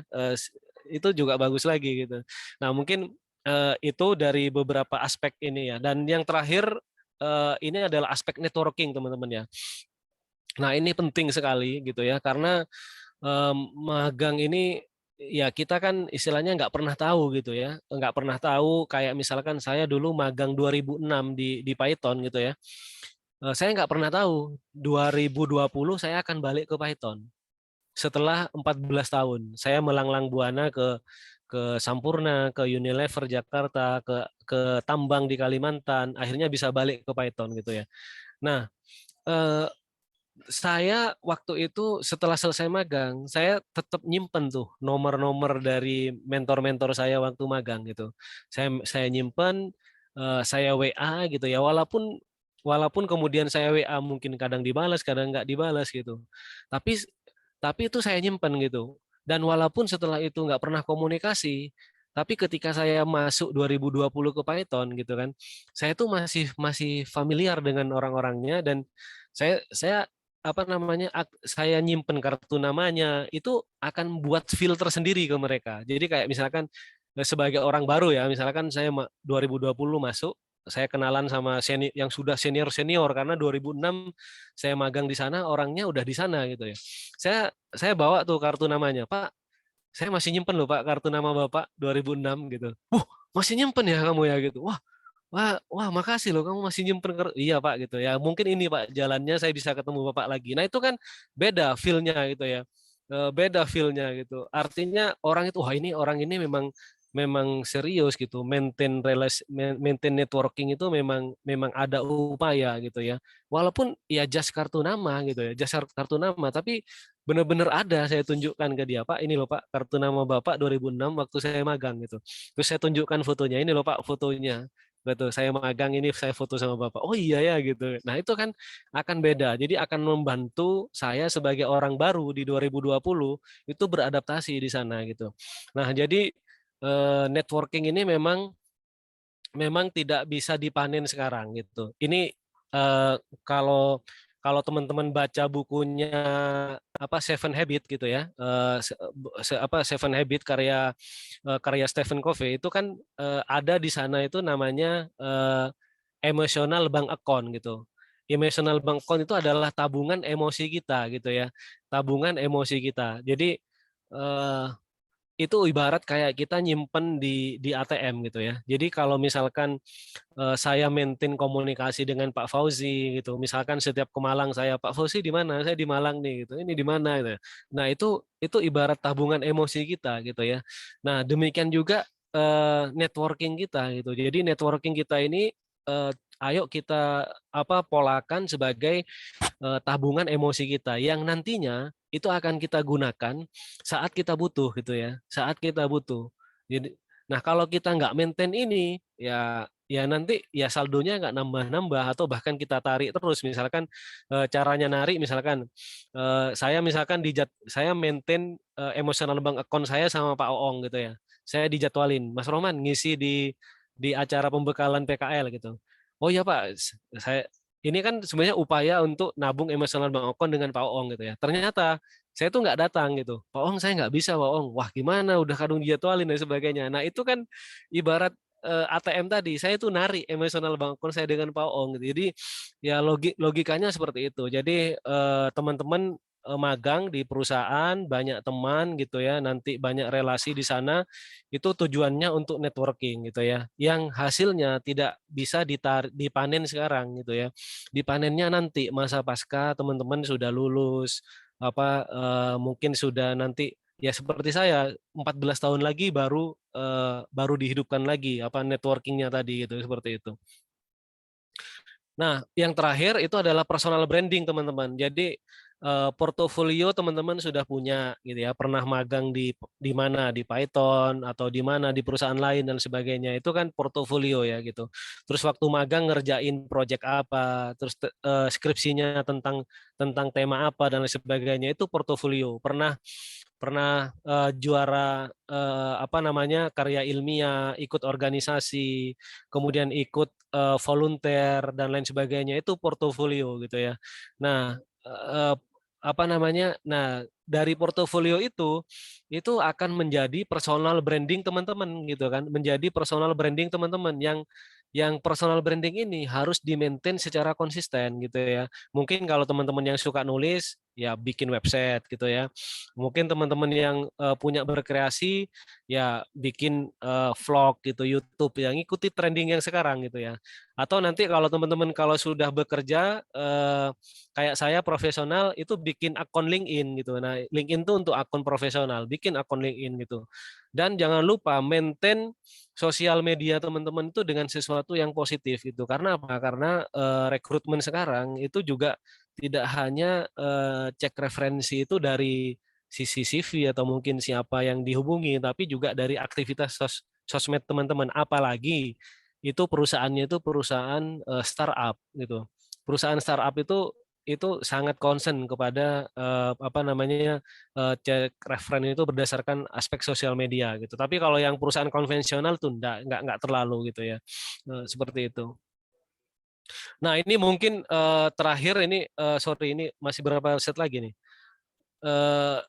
Ya ini beberapa perencanaan karir ya, ini tips saja untuk teman-teman. Jadi perencanaan karir itu ya seperti yang saya bilang di awal, itu harus tahu dari sekarang, harus di mapping dari sekarang. Teman-teman itu harus tahu interest-nya teman-teman apa, terus apa namanya strength-nya teman-teman itu apa, terus kekurangannya teman-teman apa. Misalkan kekurangannya bahasa Inggris gitu ya. Ya diakui atau tidak bahasa Inggris di waktu kita kuliah kan hanya 2 SKS apa 3 SKS itu ya. Itu kan nggak cukup gitu ya. Jadi ya itu juga harus latih gitu ya. Dan saya pikir juga sekarang UM kan juga beberapa mata kuliah kalau nggak salah udah pakai dalam bahasa Inggris gitu. Nah itu itu bagian hal untuk nambah ini. Sebenarnya kalau di dunia kerja itu bahasa Inggris itu tidak harus fluent gitu ya, tapi kita confident gitu ya. Saya bahasa Inggris saya nggak bagus-bagus amat, tapi saya confident gitu. Yang penting prinsip saya, pesan saya tersampaikan gitu aja. Mau vocabnya berantakan itu urusan nanti. Yang penting confident dulu gitu. Nah ini yang harus teman-teman latih juga gitu. Dan ini juga penting kenapa? Karena kalau teman-teman masuk ke dunia industri kayak di PLTU itu kan modul-modulnya itu kan bahasa Inggris. Kita memang di perusahaan itu dituntut untuk sedapat mungkin bilingual, materinya itu bilingual gitu. Kalau materi-materi presentasi gitu ya bilingual. Jadi nggak apa-apa nyampaikannya bahasa Indonesia tapi teksnya bahasa Inggris gitu. Itu untuk ngasah dan membiasakan juga gitu ya. Nah, kemudian teman-teman harus juga explore option setelah tahu peta diri sendiri, explore opsinya apa? Kira-kira industri apa yang teman-teman minati gitu, sesuai dengan petanya teman-teman tadi gitu ya. Jangan sampai ya kita magang itu ya nggak menjadi bagian dari explore option kita gitu. Kalau kita misalkan dari sekarang ingin kerja di perusahaan startup ya magangnya harus ya nyari perusahaan startup gitu. Kalau kita mau magangnya di power plant ya harusnya ya di power plant dan sebagainya. Nah, ini harus petain dari sekarang. Kemudian kita nanti fokus, kita punya planning apa. Misalkan ya udah misalkan saya magang sekaligus nyusun skripsi ya, kita harus fokus di sana ngambil data macam-macam baru kemudian action gitu ya. Tadi kaitannya persiapan nanti sebagai portofolio kita coba ikut interview, kita coba bikin profil di karir platform dan lain-lain. Dan lagi-lagi itu take action-nya itu adalah internship networking sama forum alumni. Jadi saya nih sebenarnya networking dengan teman-teman gitu ya. Apa namanya kita kan nggak pernah tahu. Ternyata misalkan teman-teman nanti apply ke Python gitu, itu kan kita nggak pernah tahu gitu jalannya gitu ya. Jadi ini adalah bagian dari bangun networking. Dan saya pun siap kalau misalkan teman-teman misalkan butuh mentoring lewat kampus gitu. Saya oke-oke saja mau mentoring atau apa gitu. Kebetulan saya juga sertifikasi coaching jadi itu memungkinkan seandainya waktunya nanti bisa gitu ya. Seperti itu. Nah, ini media-media karir tapi mungkin nanti ya. Jadi ada job fair, job street ini informasi umum saja. Nah, tapi tadi yang saya bilang tadi, company concern itu sebenarnya 2, bahasa Inggris sama Excel sama database. Itu aja. Jadi coba apa namanya ini kita perbaiki, insya Allah nanti jalannya juga lebih mudah. Nah, mungkin itu teman-teman semuanya. Jadi yang saya bisa share gitu ya. Yang pastinya walaupun teman-teman ini dari jurusan yang berbeda, teman-teman bisa berkarir di bidang apapun. Kayak contohnya saya fisika tapi di HRD gitu ya.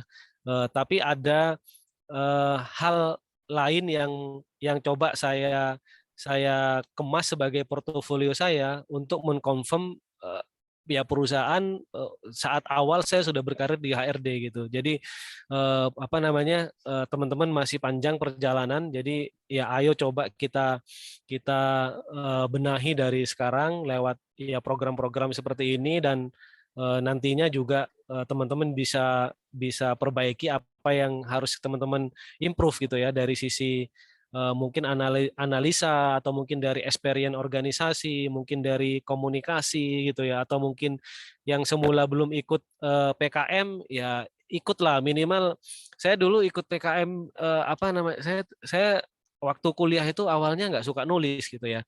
Tapi awalnya itu terpaksa nulis gitu. Jadi ada teman ngajak, ayo ikut PKM gitu kan. Loh aku nggak punya judul gitu ya. Udahlah ikut aja, yang penting jadi anggota gitu ya. Jadi anggota, pokoknya masuk nama aja di di anggota gitu. Nah, tapi dari situ mau nggak mau kan kita harus mempelajari dan presentasi waktu itu kan. Nah, ya udah, habis itu ketagihan gitu. Habis itu ikut lagi gitu. Walaupun nggak pernah menang, nggak apa-apa gitu. Tapi dari situ pola pikir kita kan terbentuk ya. Pola pikir kita terbentuk. Terus kemudian apa namanya? Iya tadi portofolio branding kita ke universitas juga kebentuk gitu. Jadi bisa dapat beasiswa macam-macam. Oh, aktif nih gitu. PKM-nya ada, organisasinya ada gitu. Mungkin kalau organisasi saja tanpa akademik diimbangi kan juga juga istilahnya susah juga gitu. Tapi minimal ini balance lah seperti itu. Nah, mungkin itu Pak Fauzi, mohon maaf jika ada yang kurang berkenan ke teman-teman semuanya, Bu Prof juga, Pak Prof Oong juga, saya mohon maaf, hanya sekedar sharing. Monggo nanti dilanjutkan diskusi dan tanya jawab jika masih ada waktu. Terima kasih. Saya akhiri, bila taufik wal hidayah. Assalamualaikum warahmatullahi wabarakatuh. Waalaikumsalam warahmatullahi wabarakatuh. Alhamdulillahirabbil alamin. Terima kasih Pak Rohman Hidayat. Ini saya sangat senang mendengarkan pemaparan Bapak karena saya dapat melihat bagaimana Bapak tumbuh dan berkembang dari mulai kuliah, melakukan magang, kemudian di karir profesionalnya Bapak sampai saat ini. Dan ini sebetulnya bukan hanya sekedar sharing kalau menurut saya, ini adalah insight yang sangat berharga untuk mahasiswa. Dapat mendapatkan gambaran realnya di lapangan, di dunia industri itu seperti apa. Jika ingin karir menjadi lebih baik gitu. Jadi ada beberapa highlight dari pemaparan Pak Rohman Hidayat yang sudah saya catat di sini. Mungkin nanti di akhir sesi akan saya bacakan kembali. Nah, kita masih punya cukup banyak waktu sebetulnya kalau mengikuti susunan jadwal acara kita hari ini. Jadi saya mau mengundang silakan adik-adik mahasiswa terlebih dahulu untuk kita bisa melakukan sharing dan tanya jawab ya. Mungkin termin pertama saya buka 2 pertanyaan. Silakan gunakan fitur raise hand-nya jika ada yang mau bertanya.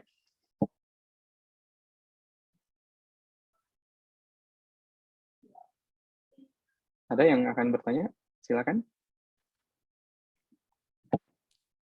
Sudah ada ini, Rifki. Oke, silakan. Ini saudara atau saudari ya? Silakan, saya di-unmute, kemudian videonya kalau boleh dinyalakan ya. Rifki? Baik, terima kasih Bapak atas kesempatannya. Mohon maaf saya tidak bisa on cam karena masih dalam perjalanan. Oh ya, silakan. Untuk pertanyaannya, saya izin bertanya.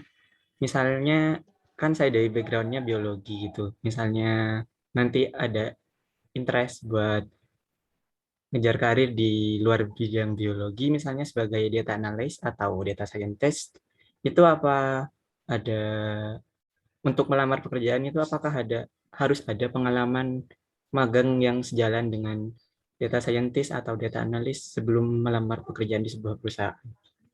Atau memang boleh saja tanpa pengalaman magang yang relate dengan pekerjaan yang tadi? Itu. Oke, baik, terima kasih Rifki. Pak Rohman mau ditampung dulu atau mau langsung dijawab, Pak? Boleh langsung aja. Oke, siap. Oke. Terima kasih Mas Rifki tadi pertanyaannya gitu ya.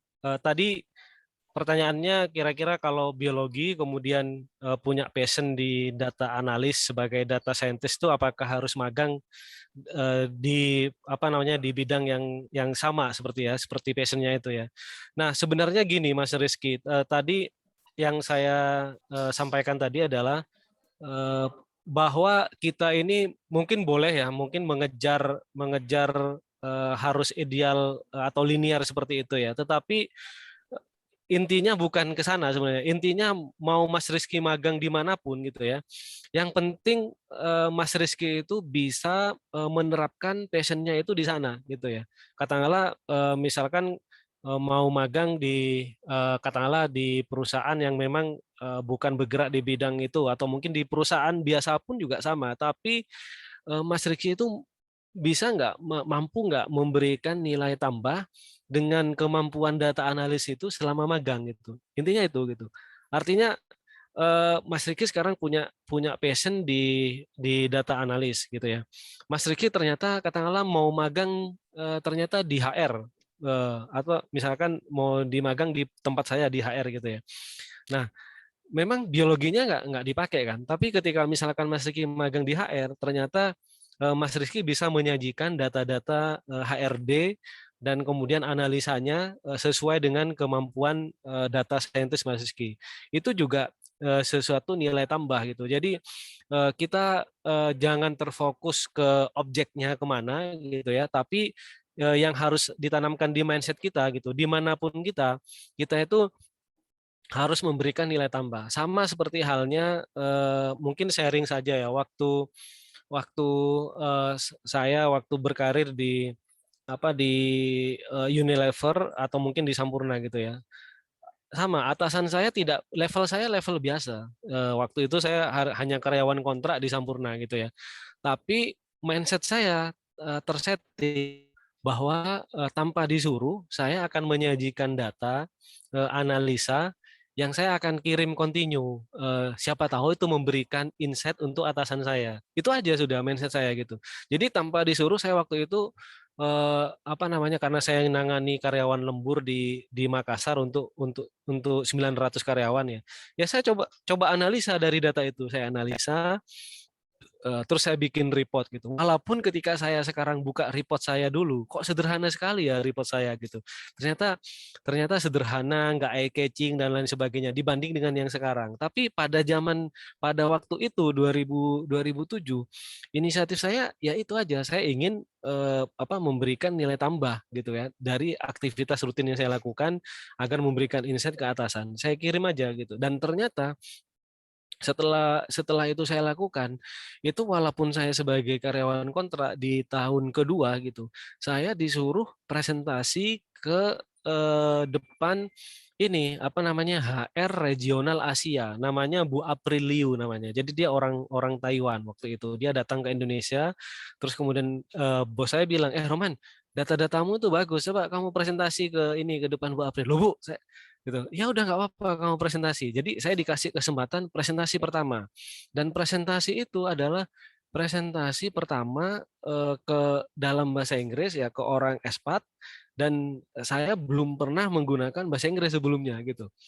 Nah, jadi ya udah saya waktu itu, Pak Bu saya kan nggak bisa bahasa Inggris, saya bilang ke atasan saya, udah nggak apa-apa nanti tak bantu aja kalau bahasa Inggrisnya, kamu ini aja catat dulu aja, nanti bikin kerepean dalam bahasa Inggris. Ya udah saya catat tuh dalam bahasa Inggris, saya catat, terus nanti ketika saya nggak tahu ya atasan saya ngasih tahu, oh bahasa Inggrisnya ini Roman ini. Nah tapi dari situ kan ada ini ya, ada bentuk kepuasan gitu, ada bentuk recognition ya terhadap kita gitu. Nah sehingga itu akan membentuk semangat kita akan belajar lagi. Nah dari situ kemudian saya tuh les bahasa Inggris di English First, kemudian saya privat bahasa Inggris dan lain sebagainya gitu. Dari situ gitu akhirnya saya improve skill saya di sisi yang lain gitu. Nah sama seperti halnya tadi pertanyaannya gitu. Jadi apapun kita gitu ya, kita jangan fokus ke objeknya, tapi kita fokus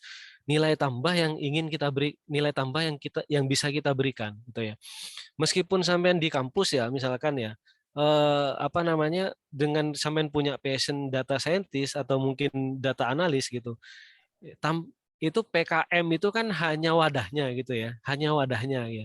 Tapi di luar dari PKM kan sampean bisa berkreasi yang lain dengan passionnya itu. Misalkan ya nulis artikel bebas tentang data scientist gitu, tentang apapun itu adalah nilai tambah kita gitu. Jadi teman-teman ya portofolio itu tidak harus itu ya. Jadi sama kayak misalkan kita nuliskan portofolio tentang leadership experience.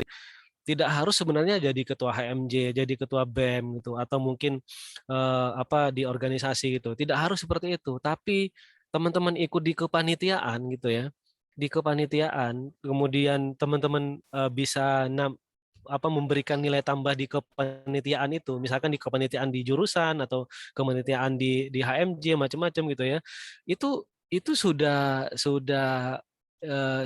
lebih penting daripada teman-teman hanya mengejar ke jabatannya saja gitu. Jadi kejarlah nilai tambah tadi, nilai tambah apa yang kita bisa berikan gitu ya, nilai tambah apa. Nah kalau kita coba lihat kita kan bisa ngukur ya, saya ini mahasiswa rata-rata atau saya di atas rata-rata gitu. Nah kalau saya di atas rata-rata, berarti kira-kira yang membuat saya di atas rata-rata itu apa? Oh, misalkan saya di atas rata-rata karena saya punya kemampuan berbeda dari mahasiswa lain. Saya punya kemampuan data scientist gitu. Ya, itu dalam bentuk parameter. Tinggal kemudian oh berarti saya akan berkontribusi mana yang lebih biar saya itu konsisten di atas rata-rata gitu. Karena kalau misalkan kita punya skill tapi kita nggak berkontribusi langsung gitu, itu kan ya kita sama aja kita di rata-rata gitu. Saya dulu sebelum saya sharing seperti ini gitu ya, sebelum saya sharing seperti ini, waktu saya masih belum apa-apa nih, mungkin kalau sekarang udah punya jabatan ya, tapi dulu nih waktu masih belum punya jabatan, saya tuh sampai sampai saya itu japri ke teman-teman kuliah atau yang kenalan saya, kamu ada forum sharing session nggak di kampusmu gitu? Oh ada man gitu. Kenapa? Boleh dong, aku mau ngisi, terserah deh, pokoknya ngisi apa saja ke adik-adik tingkatmu gitu. Pokoknya aku bisa sharing gitu. Karena eh, itu adalah mindset yang saya bangun bahwa saya harus punya nilai tambah di situ gitu untuk ngebangun atau untuk mendevelop skill komunikasi saya seperti itu. Jadi sama nih, misalkan teman-teman punya Mas Rizky nih punya passion di data scientist gitu, tidak harus lewat magang gitu. Tapi Mas Rizky bisa ikut forum-forum sharing tentang data scientist. Kalau sekarang kalau memang punya passion di data scientist, ya kita setting ibarat kalau kita mau bikin portofolio, kita setting semua aspek yang kita akan bangun itu relate dengan data scientist gitu. Contohnya misalkan kita punya WhatsApp grup tentang data scientist gitu. Sama kayak saya nih, misalkan ya jangan misalkan kita punya passion data scientist tapi kita nggak punya WhatsApp grup tentang update informasi tentang data scientist gitu. Kita punyanya grup reuni SMA, reuni kuliah gitu. Hanya itu aja grupnya kan. Ya itu kan hanya aksesoris saja gitu. Tapi kita harus create itu, environment-nya kita harus create gitu. Sama kayak saya nih, saya pengen punya passion di HR gitu ya. Jadi environment-nya itu saya memang create tuh dari awal. Misalkan saya ikut komunitas HR, saya punya mentor, saya di dunia HR saya punya 1-2 orang pimpinan atau direksi HR itu yang saya kagumi dari sisi knowledge, dari sisi apa. Dari situ saya beli bukunya tuh. Gitu misalkan Pak siapa gitu, dia nerbitin buku, saya beli bukunya. Terus dia sharing di mana, saya ikut sharingnya gitu. Jadi sampai seperti itu gitu. Jadi membuat environment-nya itu yang lebih penting gitu. Sehingga kita ini punya nilai tambah tadi seperti itu. Ya, mudah-mudahan bisa dipahami sama Mas Rifki ya. Jadi Mas Rifki, kalau tadi menyimak ya pemaparan dari Pak Rohman ini, Pak Rohman malah magangnya juga tidak di bidang HR gitu. Pak Rohman magangnya sesuai bidangnya masing-masing di fisika ya Pak ya. Gitu. Tapi karena punya passion dan interest, akhirnya meniti karir di bidang HR. Jadi Mas Rifki juga bisa mengikuti jejak beliau. Kemudian saya undang kembali adik-adik yang lain, jika ada yang mau bertanya silakan raise hand, nanti saya persilahkan. Ada yang akan bertanya? Sudah ada.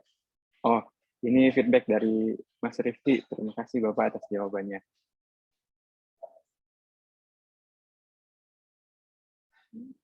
Baik, sambil menunggu pertanyaan yang mungkin akan muncul dari adik-adik, saya mungkin ada beberapa pertanyaan yang saya sendiri ingin bertanya Pak, karena saya tertarik dengan pemaparan Bapak. Nah, terkait dengan magang, internship ini, kira-kira Pak, ini kan bidangnya banyak ya Pak, bisa dari biologi, bisa fisika, bisa kimia, bahkan matematika. Kira-kira di POMI sendiri atau di PLTU sana Pak, ada berapa sektor ya bidang yang bisa dimasuki oleh mahasiswa FMIPA UM nih Pak? Yang pasti aspek environment di kita itu kan ada aspek environmental gitu kan, sektor pertama itu environmental gitu ya.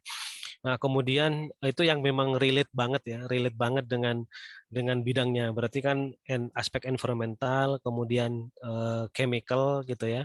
Di chemis function gitu ya. Terus kemudian di fuel and ash itu juga bisa tentang batu bara, coal gitu ya, itu juga bisa gitu ya. Atau mungkin kalau coal ini mungkin bisa teman-teman dari jurusan kimia gitu ya. Kalau mungkin di chemis ini bisa biologi, karena kan dia apa namanya yang di manage tuh tidak hanya limbah dari buangan PLTU, tapi ada limbah dari buangan perumahan gitu ya, yang biotik, ada limbah biotik juga gitu, seperti itu. Nah, ini juga bisa. Kemudian environmental ini skopnya luas gitu. Jadi environmental ini mulai dari apa namanya emisi, kemudian limbah B3, terus kemudian hayati, itu juga bisa gitu dimasukin gitu ya. Nah, kalau yang fisika ya mungkin lebih ke teknis, tapi di elektronika instrumen itu bisa gitu ya. Elektronika instrumen itu bisa fisika gitu ya. Atau di production-nya gitu ya.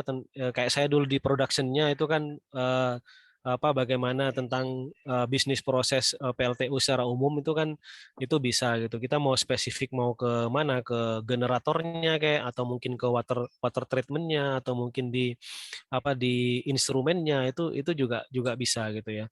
Tapi kalau yang general gitu itu ya sebenarnya itu balik lagi ke kita punya passion sama punya skill lebih di mana. Misalkan teman-teman mau magang di HR gitu ya. Nah, teman-teman kira-kira apa nih? Katakanlah teman-teman memang pengen di HR atau enggak gitu. Seperti itu. Jadi ya itu yang nggak relate gitu ya. Jadi harus benar-benar di cross check lagi lah, seperti itu. Kemudian kalau yang katakanlah di CSR gitu, CSR itu kan tentang masyarakat dan lain sebagainya. Nah, teman-teman memang punya passion di sana atau enggak gitu, ketemu masyarakat, ketemu orang gitu ya. Tapi kalau yang memang relate bidangnya, yaitu tadi yang secara spesifik itu tadi. Oke, terima kasih Pak. Sebetulnya saya sudah punya pertanyaan lain, tapi sebelum saya ingin yang dari jurusan lain, dari Departemen Fisika atau Departemen Kimia, adik-adik ada yang mau bertanya? Ya, silakan diwakili mungkin dari Departemen Fisika atau Kimia. Ada?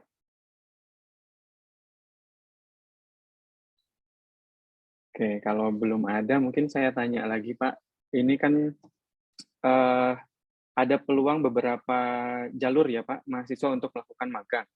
Yang pertama kan yang konvensional seperti yang kita zaman dulu itu, Pak, sekian SKS, kemudian magang sekian minggu di tempat kerja, dan kemudian ujian dan laporan. Nah, kalau sekarang itu ada program Merdeka Belajar, Pak. Mungkin Pak Rohman juga sudah pernah mendengar. Jadi ada kemungkinan untuk mahasiswa itu tidak hanya melakukan 6 minggu magang saja, tapi ada kemungkinan untuk mengambil skripsinya juga di sana, mungkin penelitian dan sebagainya. Kemudian mengambil aktivitas-aktivitas yang bisa dikonversikan ke mata kuliah senilai 20 SKS gitu, Pak. Nah, banyak ya. Ya, banyak Pak, cukup banyak. Jadi 20 SKS total dengan magangnya sendiri. Jadi kira-kira di tempat Bapak, di perusahaan Bapak, apakah memungkinkan Pak jika ada mekanisme seperti itu? Nah, ini mungkin nanti saya ini dulu ya, maksudnya frekuensinya itu kira-kira sejauh apa gitu ya, karena mungkin mengatur resource-nya juga, sumber daya kita di internal kira-kira seinten apa nanti itu perlu juga gitu ya, perlu dapat informasi tambahan, mungkin nanti bisa kita share atau kita align-kan dulu gitu ya.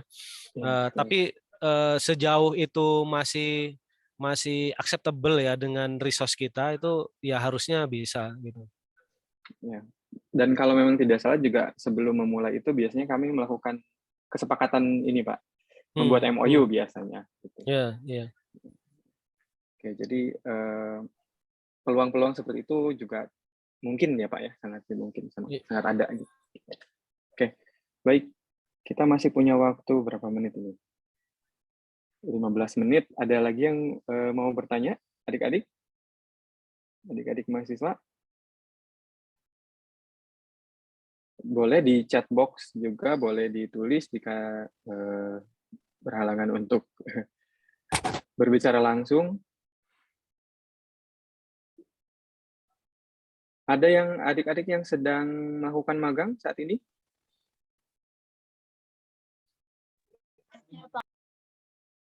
Nah, ini siapa? Mbak Maria? Atau kepencet ya barusan ya? Iya, Pak. Oh, oke. Oke. Ya. Sebetulnya menarik sekali Pak Rohman tadi. Bapak juga waktu magang dulu kan begitu concern ya Pak di bidang fisika yang ditekuni, walaupun agak melenceng dari astronomi ke bidang yang lain gitu. Tapi kan di situ tetap relate ya Pak dengan apa yang sudah Bapak dapatkan gitu di mata kuliah, mungkin dari tugas dan sebagainya, sehingga walaupun bukan astronomi, Bapak bisa tetap survive gitu Pak. Nah, ada beberapa hal tadi yang Bapak ungkapkan yang memang itu kejadian Pak di tempat magang gitu. Terutama berdasarkan pengalaman saya juga dulu magang, bahwa kemampuan interpersonal seorang mahasiswa yang magang, kemudian bisa berkomunikasi dengan baik sehingga komunitasnya tidak itu-itu saja. Jadi tidak bergabung lagi hanya dengan mahasiswa yang magang. Nah, kadang-kadang Pak, itu tuh lebih besar rasa sungkannya Pak daripada memberanikan diri. Nah, apa tipsnya dari Bapak untuk memberanikan diri sehingga bisa mencairkan suasana mungkin Pak, ketegangan itu mungkin dihilangkan, seperti apa Pak? Ya, sebenarnya kalau untuk untuk kita lebih mudah beradaptasi atau mungkin lebih confident lah ya dalam hal apapun itu gitu ya. Yang penting satu ya, bahwa ya kita itu bisa ngukur dulu gitu. Kira-kira dengan kita melakukan hal tersebut, kira-kira apa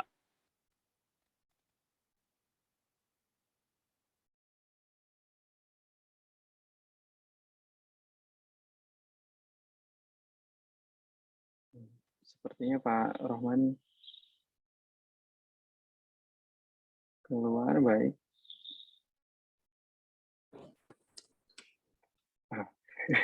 Ya, sorry nih. Nggak apa-apa Pak. Ini keputus baterai laptopnya, mati nih. Oke Pak, nggak apa-apa Pak.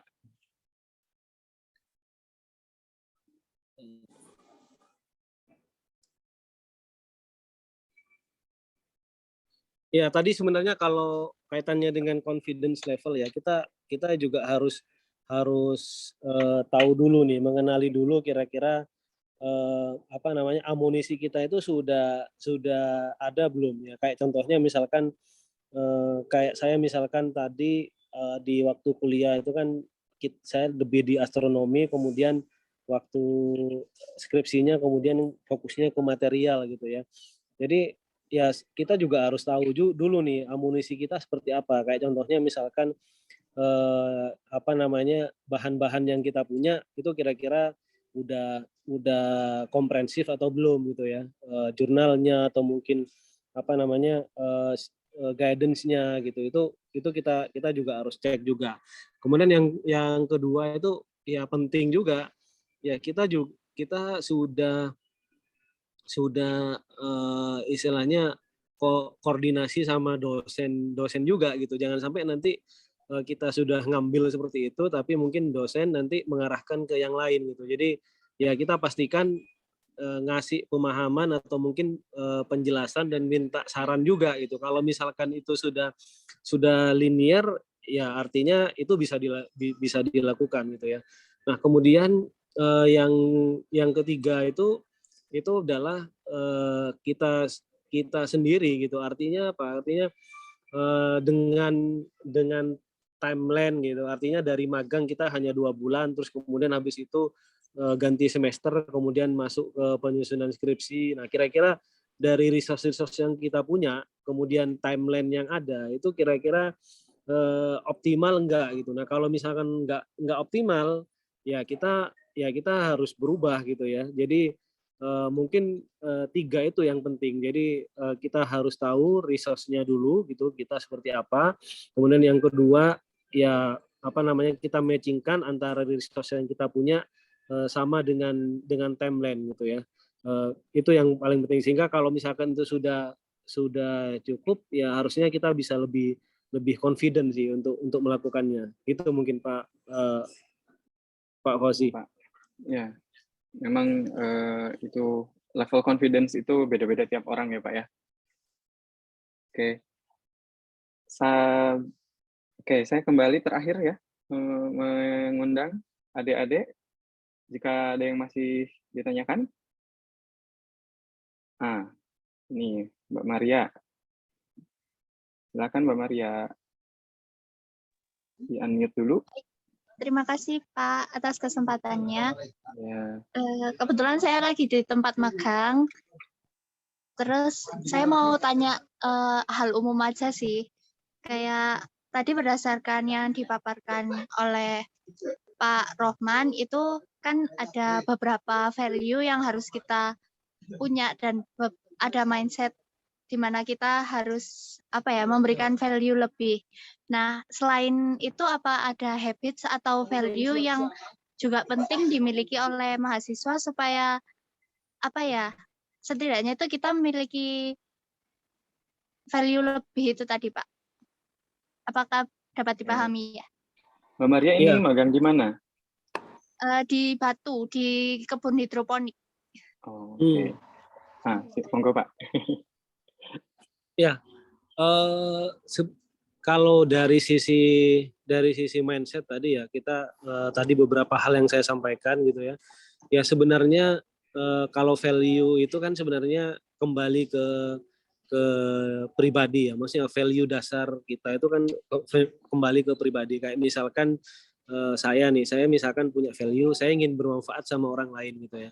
Jadi atau bermanfaat untuk keluarga, misalkan kalau Mbak Maria misalkan, saya ingin memberikan manfaat untuk keluarga dengan saya kuliah atau dengan saya nanti bekerja, saya ingin memberikan manfaat dengan keluarga. Nah itu kan value dasar yang kita punya gitu ya. Nah dari value dasar itu yang kemudian kita kembangin. Kalau misalkan kita ingin bermanfaat sama keluarga, berarti ya dengan cara apa gitu? Dengan cara apa? Dengan cara kita istilahnya parameternya itu apa? Dengan cara misalkan kita kesuksesan kita kah gitu, atau misalkan dengan parameter kita misalkan bisa memberikan manfaat ke mereka misalkan dengan sharing ilmu kah atau seperti apa gitu. Jadi itu juga yang harus kita ketahui gitu ya. Kemudian setelah kita punya itu gitu, yang kedua itu kalau di masing-masing perusahaan atau organisasi, misalkan Mbak Maria nanti kerja misalkan di BUMN atau di perusahaan apapun gitu ya, itu kan dia punya value gitu. Kayak misalkan perusahaan kita POMI itu tuh punya value kita itu ada 4, ada trust, kemudian ada teamwork, ada empowerment, sama continuous improvement gitu.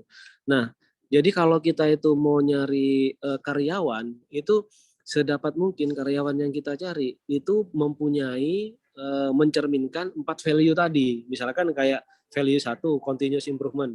Jadi nggak mungkin kita nyari karyawan itu yang istilahnya puas dengan pencapaian saat ini. Makanya misalkan begitu kita interview, misalkan motivasimu apa untuk kerja? Ya untuk nyari pengalaman. Terus kalau misalkan kamu nyari pengalaman ya sudah gitu.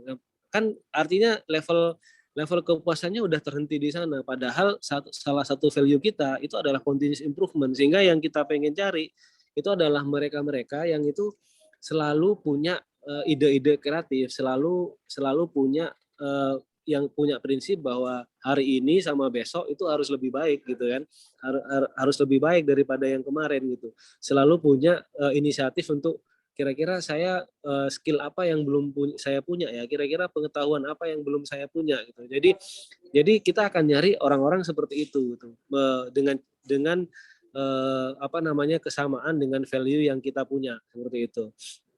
Jadi setiap perusahaan tuh punya value, setiap organisasi itu punya value. Nah, kita itu diharapkan value pribadi kita itu bisa cocok dengan value organisasi itu. Makanya kalau misalkan Mbak Maria mau kerja misalkan di perusahaan startup di bidang apa namanya, kan sekarang katakanlah ada startup yang bergerak di bidang kaitannya dengan dengan biologi misalkan, katakanlah ada startup namanya Fisherman atau apa kalau nggak salah ya, sama yang dia fokus juga ke bidang hortikultura, itu kan ada startup yang sudah masuk ke sana. Nah, kalau di dunia startup itu kan karena dia teknologi, maka dia kan cepat gitu ya, perubahannya selalu cepat. Misalkan kita kayak contohnya kita pengen kerja di Gojek atau di Tokopedia lah misalkan, simpelnya gitu. Nah, itu kan karena dia startup, itu dia perubahannya cepat sekali. Namanya pembeli itu kan dia kan fluktuasinya turun naik dan sangat cepat, termasuk juga barang-barang yang ada di dalamnya itu cepat, sehingga yang dibutuhkan itu adalah orang-orang yang dia itu ya harus siap dengan perubahan yang cepat. Nggak bisa misalkan orang yang misalkan aduh besok udah beda lagi nih, aduh besok gimana ya dan sebagainya, itu udah nggak bisa. Orang-orang yang punya mindset katakanlah ya statis gitu. Jadi mereka harus punya mindset juga yang perubahan tuh bisa terjadi kapanpun gitu. Sama kayak misalkan IT gitu, atau misalkan Microsoft Office gitu. Itu kan dari dulu yang Microsoft Office yang 90-an, sekarang sudah 2000-an gitu ya. Itu kan juga akan fitur-fiturnya akan di-upgrade terus. Nah, kita itu juga harus mengikuti gitu, karena misalkan kita masuk ke industri yang bergerak di bidang teknologi atau yang menuntut kita punya skill di situ, ya kita harus upgrade juga gitu. Jadi apa namanya mindsetnya tadi satu gitu ya, kembali ke ada value pribadi, kira-kira kita punya value apa. Yang kedua, kalau kita mau masuk ke perusahaan, sesuaikan value kita sama perusahaan itu kira-kira apa gitu ya, punya nilai-nilai apa perusahaan itu.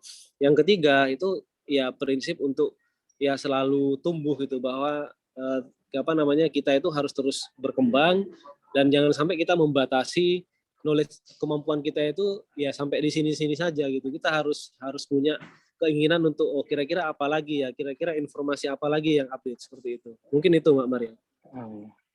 Terima kasih Pak Rohman. Bagaimana Mbak Maria? Baik, terima kasih atas jawabannya Pak, sangat jelas. Iya, terima kasih. Jadi kalau saya highlight jawaban dari Pak Rohman barusan, mungkin intinya adalah mengidentifikasi value pribadi, kemudian juga mampu mengidentifikasi value yang ada di perusahaan yang dituju, ya, kemudian dicocokkan. Kemudian satu kuncinya kalau zaman sekarang kata Pak Rohman harus bisa adaptasi, terutama untuk kemajuan teknologi gitu. Jadi ikut dengan dinamisasi yang terjadi di lapangan gitu ya. Nah, hal-hal itu yang akan membantu adik-adik mungkin nanti beradaptasi lebih baik di perusahaan. Oke, karena waktunya juga sudah hampir jam 11 Pak Rohman, jadi mungkin sesi sharingnya kita akhiri. Sebelum itu saya mau membacakan mungkin highlights ya pada adik-adik dari kegiatan kita hari ini apa yang telah dipaparkan oleh Pak Rohman. Jadi tadi Pak Rohman mengungkapkan bahwa dalam melakukan magang itu mesti ada goal-nya. Ya, Pak Rohman memulai dari goal yang pertama adalah menyelesaikan kewajiban akademik, tentu saja karena itu ada dalam kurikulum, ada SKS-nya, ada nilainya harus ada gitu ya. Kemudian goal berikutnya adalah mengasah kemampuan yang sudah dimiliki dan dipraktikkan dalam dunia industri atau lapangan.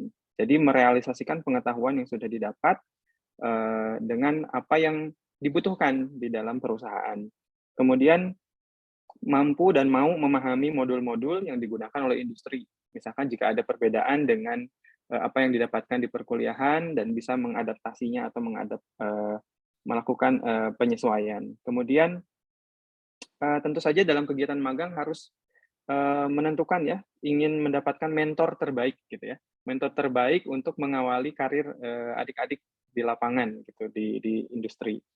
Sekaligus juga bisa tadi Pak Rohman menyampaikan bisa untuk mengambil data atau misalkan melakukan pendekatan-pendekatan tertentu ya dengan orang-orang di lapangan, praktisi profesional seperti Pak Rohman seperti itu.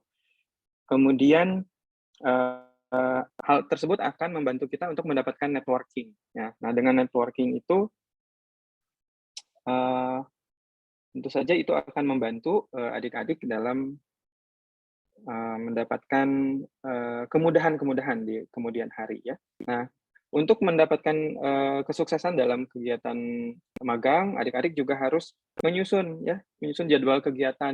Misalkan di sana tapi Pak Rohman sangat rinci sekali minggu pertama, minggu kedua sampai minggu terakhir itu mau apa agendanya. Yang didapatkan itu apa gitu skill-nya gitu ya. Kemudian harus proaktif dan mampu beradaptasi dan menunjukkan kemandirian selama bekerja dan itu semua akan dirangkum menjadi satu portofolio yang bagus untuk bekal teman-teman semua ya. Kemudian ada juga tentang work ethic di tempat kerja, harus punya integritas, passion, communication skill, kemudian punya mindset yang bagus seperti problem solving gitu ya. Kemudian interpersonal yang baik dan akhirnya akan menjadi personal branding masing-masing. Itu saya kira yang pemaparan resume ya, pemaparan dari Pak Rohman hari ini. Saya atas nama pribadi mengucapkan terima kasih kepada Pak Rohman, sangat menginspirasi Pak sharingnya. Jadi kami mengetahui bagaimana situasi real di lapangan, bagaimana seorang karyawan tumbuh dari yang mahasiswa magang terus menjadi karyawan. Tadi Bapak bilangnya biasa, kemudian nanti bertahap berjenjang seperti itu, dan itu insight yang sangat diperlukan untuk mahasiswa. Mungkin itu, mohon maaf saya juga atas kekurangan selama memandu kegiatan kepada Pak Rohman, kepada adik-adik semua, dan kepada Bapak Ibu dosen yang lain. Pada akhirnya kita akan melakukan penutupan yang akan langsung ditutup oleh Ketua Departemen kita, Ibu Profesor Sri Rahayu Lestari. Mungkin langsung saja ya Bu ya? Iya. Silakan Ibu Yayu. Ya, baik. Terima kasih Pak Fauzi. Pak Rohman, sekali lagi kami ucapkan terima kasih atas sharing hari ini, sangat bermanfaat, kemudian sangat menginspirasi. Mudah-mudahan sharing ini juga bisa membangkitkan adik-adik sekalian untuk meniru apa yang dilakukan oleh Pak Rohman. Jadi ini adalah awal, nanti kami mohon nanti mungkin ada kuliah-kuliah lain yang bisa Bapak berikan kepada adik-adik mahasiswa. Jadi sekali lagi terima kasih atas waktu, kemudian atas ilmu yang sudah disampaikan kepada kami dan adik-adik semua. Mudah-mudahan Pak Rohman sehat selalu, ya selalu dalam lindungan Allah, dan kita semua juga demikian. Terima kasih. Dan ya, terima kasih. Mohon maaf jika dalam kami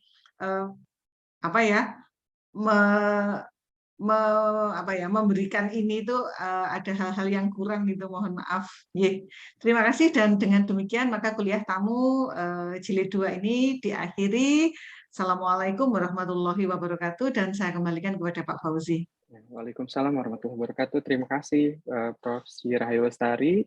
Setelah menutup kegiatan kita kali ini, saya kembali mengingatkan adik-adik silakan mengisi feedback ya, feedback kegiatan, linknya sudah disediakan oleh Ibu Rahmi di kolom chat. Kemudian untuk adik-adik yang tadi skip atau tidak mengikuti secara keseluruhan, videonya ada di YouTube Biologi UM ya, boleh dicek di sana. Mungkin itu akhir kata, terima kasih. Saya ucapkan terima kasih Pak Rohman. Mohon maaf jika ada kekurangan ketika saya memandu kepada Ibu Yayu, Ibu Bapak yang lain, dan adik-adik sekalian. Kita akhiri kegiatan kita hari ini. Wassalamualaikum warahmatullahi wabarakatuh. Waalaikumsalam warahmatullahi wabarakatuh. Terima kasih Bu Sri Rahayu.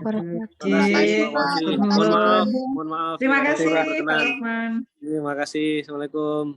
Waalaikumsalam. Pak Fauzi, terima kasih. Ya Bu, sama-sama Bu. Yang lain juga terima kasih sudah hadir. Ya. Mohon izin Ibu Lev karena harus ada kegiatan yang lain. Ya, Bu. Assalamualaikum. Waalaikumsalam warahmatullahi wabarakatuh.